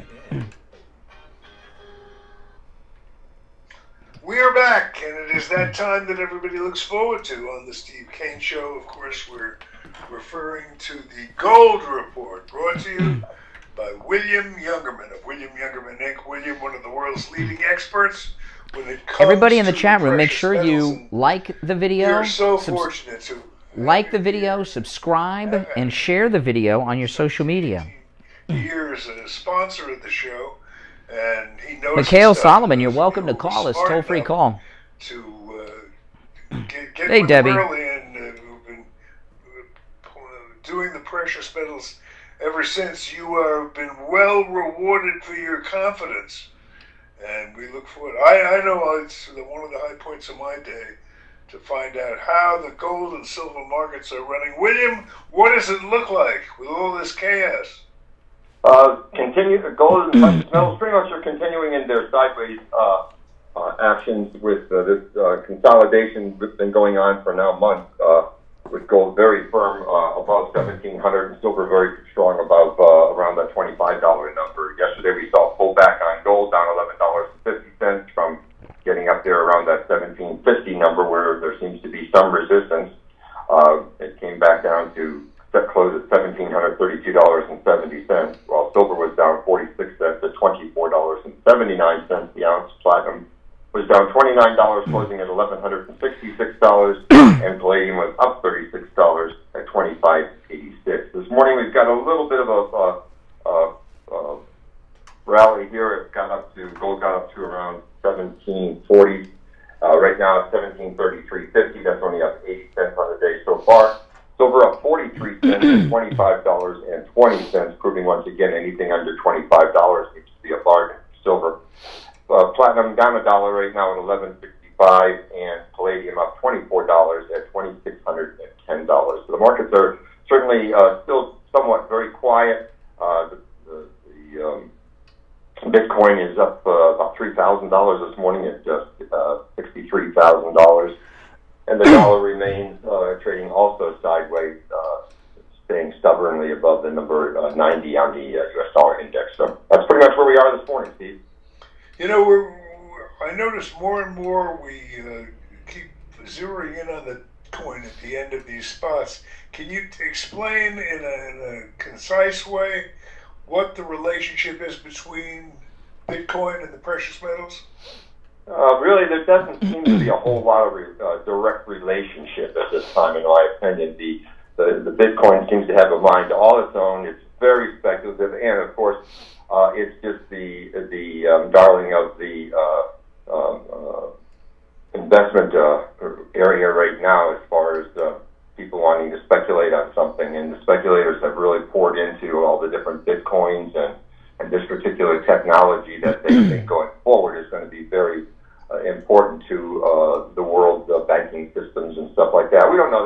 That's all got to be played out. We're going to see where it all ends up. But I added to our end of our report because there are so many people interested in it at this time. But eventually, what we are seeing in our office is that a lot of people are taking profits in some of these Bitcoins and are coming in and trying to buy something real, and they're pouring. Well, that's a wise decision, because Bitcoin is like up in the air. You can't see it, and the gold and the silver, you can feel it in your hand, right? And you can walk around with it, and you can look at it, and it's pretty. Listen, guys, give William Youngerman a call. He opens up at 10 a.m. weekdays. His number, 1-800-327-5010. 1-800-327-5010. Online, WilliamYoungerman.com. His address right here in Boca Raton, 150 East Palmetto Park Road in Boca, on the first floor of the Bank of America building, just east of US 1 Federal Highway, on the south side of Palmetto Park Road. All right, William Youngerman, we'll talk tomorrow. All right, Steve, I got a question here from someone who's new to the program and watching on YouTube in the chat room, and maybe you could answer this question better than I can answer this question. What the hell kind of radio show is this? Disgusting, they said. So what the hell kind of radio show is this? And they think we're disgusting, too. We strive for disgusting, and I'm so glad we are succeeding as far as that listener goes. See, yes. To shake you up, wake you up, get you out of bed, put you in a, get your juices flowing for the. Yes. And I can just tell by your reaction that you are going to be a long, long time Steve Kane listener if you just stick with it a day or two. The thing is, okay, this show is the greatest show on the radio anywhere, because that's right, the greatest, and being the longest running radio show in the state of Florida, this show is outside the solar system by now, because those radio waves travel through outer space forever. There could be a whole society on another planet just basing itself on what they're hearing on the Steve Kane Show radio. But here's the thing. This is what makes this the greatest show on earth, okay? Is we listen to all viewpoints on this program. No matter what your opinion is on any issue, you are welcome on this program, except for Al DeJohn. You're not welcome. And Lurch, you're not welcome. But no matter what your viewpoint is, you are welcome to pick up the phone at any particular time and call either or both of us out on it. And a lot of people claim to do this. We're the only ones that do it. And we take the calls live on the air and screenless from our listeners. And so you have no reason to complain about this show, because the content on this show is what it is because you have not picked up the phone and called and shared your alternate viewpoint on whatever issue we're discussing. So if you don't like the content of the program, that's on you to call in and add some content and change things up a bit with your opinion, right? I mean, that's exactly. I'd like to visit that planet that based their whole society on the Steve Kane Show. The Steve Kane. Well, probably, Steve, because it takes the radio waves years and years to reach the other planets. They're getting old shows, so their whole society may be based on the swinging lifestyle when you were doing spots for the swingers clubs. That was a long time. Not that long ago. People, this show's been through a lot. Steve used to do spots for a swingers club in town. And it shows how old the show is. The adult video store.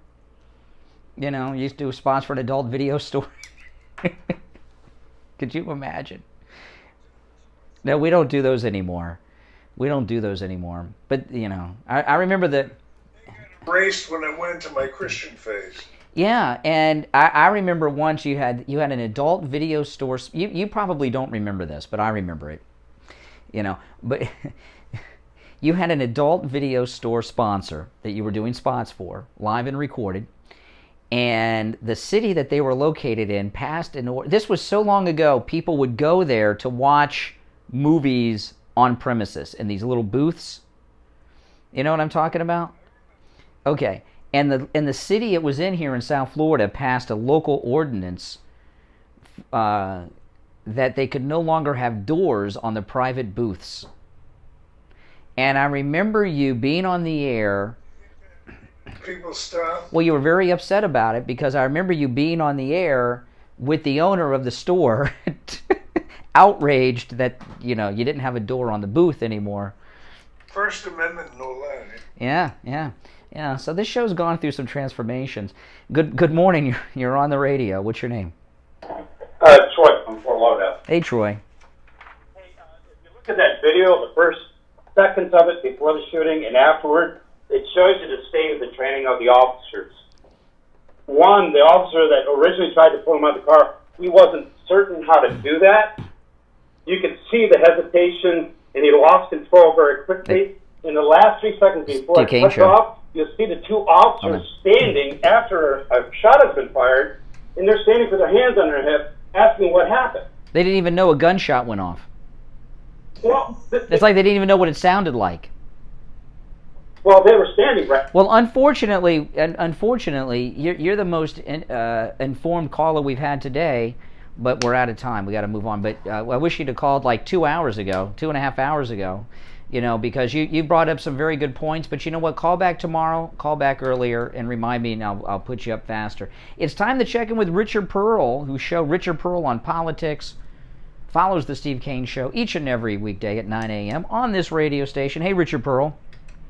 Hey, good morning. So, Good morning. Good morning to both of you. Good. There's a couple things going on here. I've been pretty adamant against the vaccine. I know Brian kind of like the idea of the vaccine. Well, today, yesterday, the call for a pause. Coronavirus vaccine. As a third, she won't take the shot at all.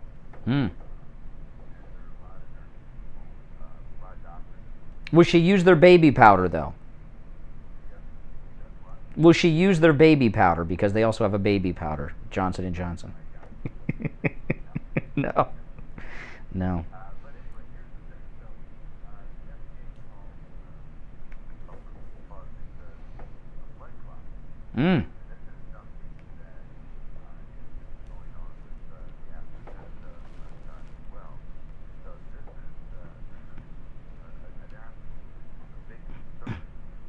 In the case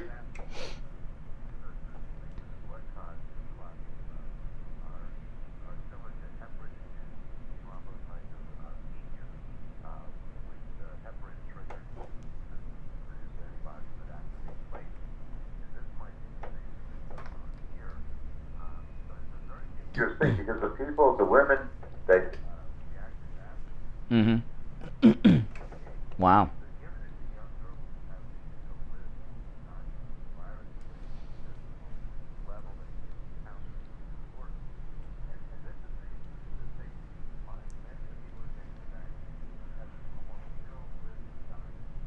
Yeah.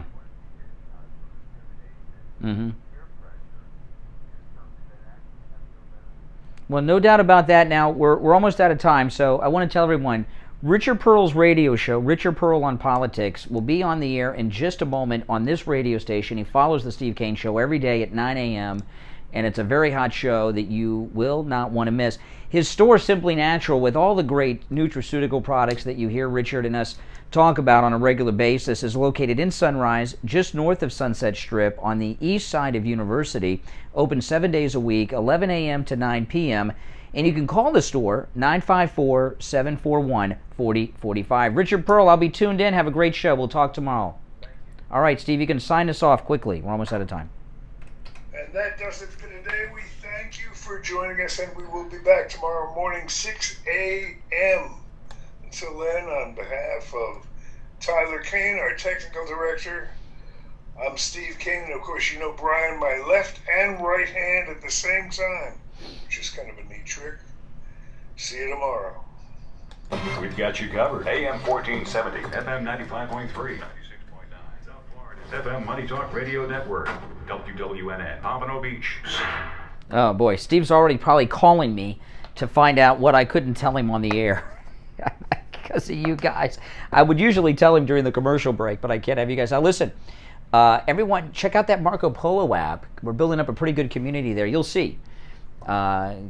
Search for me on the Marco Polo app, Brian Craig Fans. You'll see what I mean. And everyone, please like the video. And if you're not subscribed, subscribe and click that notification bell. You know, not only do I upload my podcast here on the channel, as well as many other videos, but my podcast I upload at 6 p.m. Eastern Time in the evening, and I have the live chat going, and because I'm not on the radio then, my wife and I were both in the chat room as the podcast is going on, where I can interact with the chat room a little better than I can when I'm on the radio in the morning. So if you got the notification bell clicked and you're subscribed, you'll get the notification when that's going to happen. All right, guys, I got to run, but I'll see you later. Thanks for watching, everyone.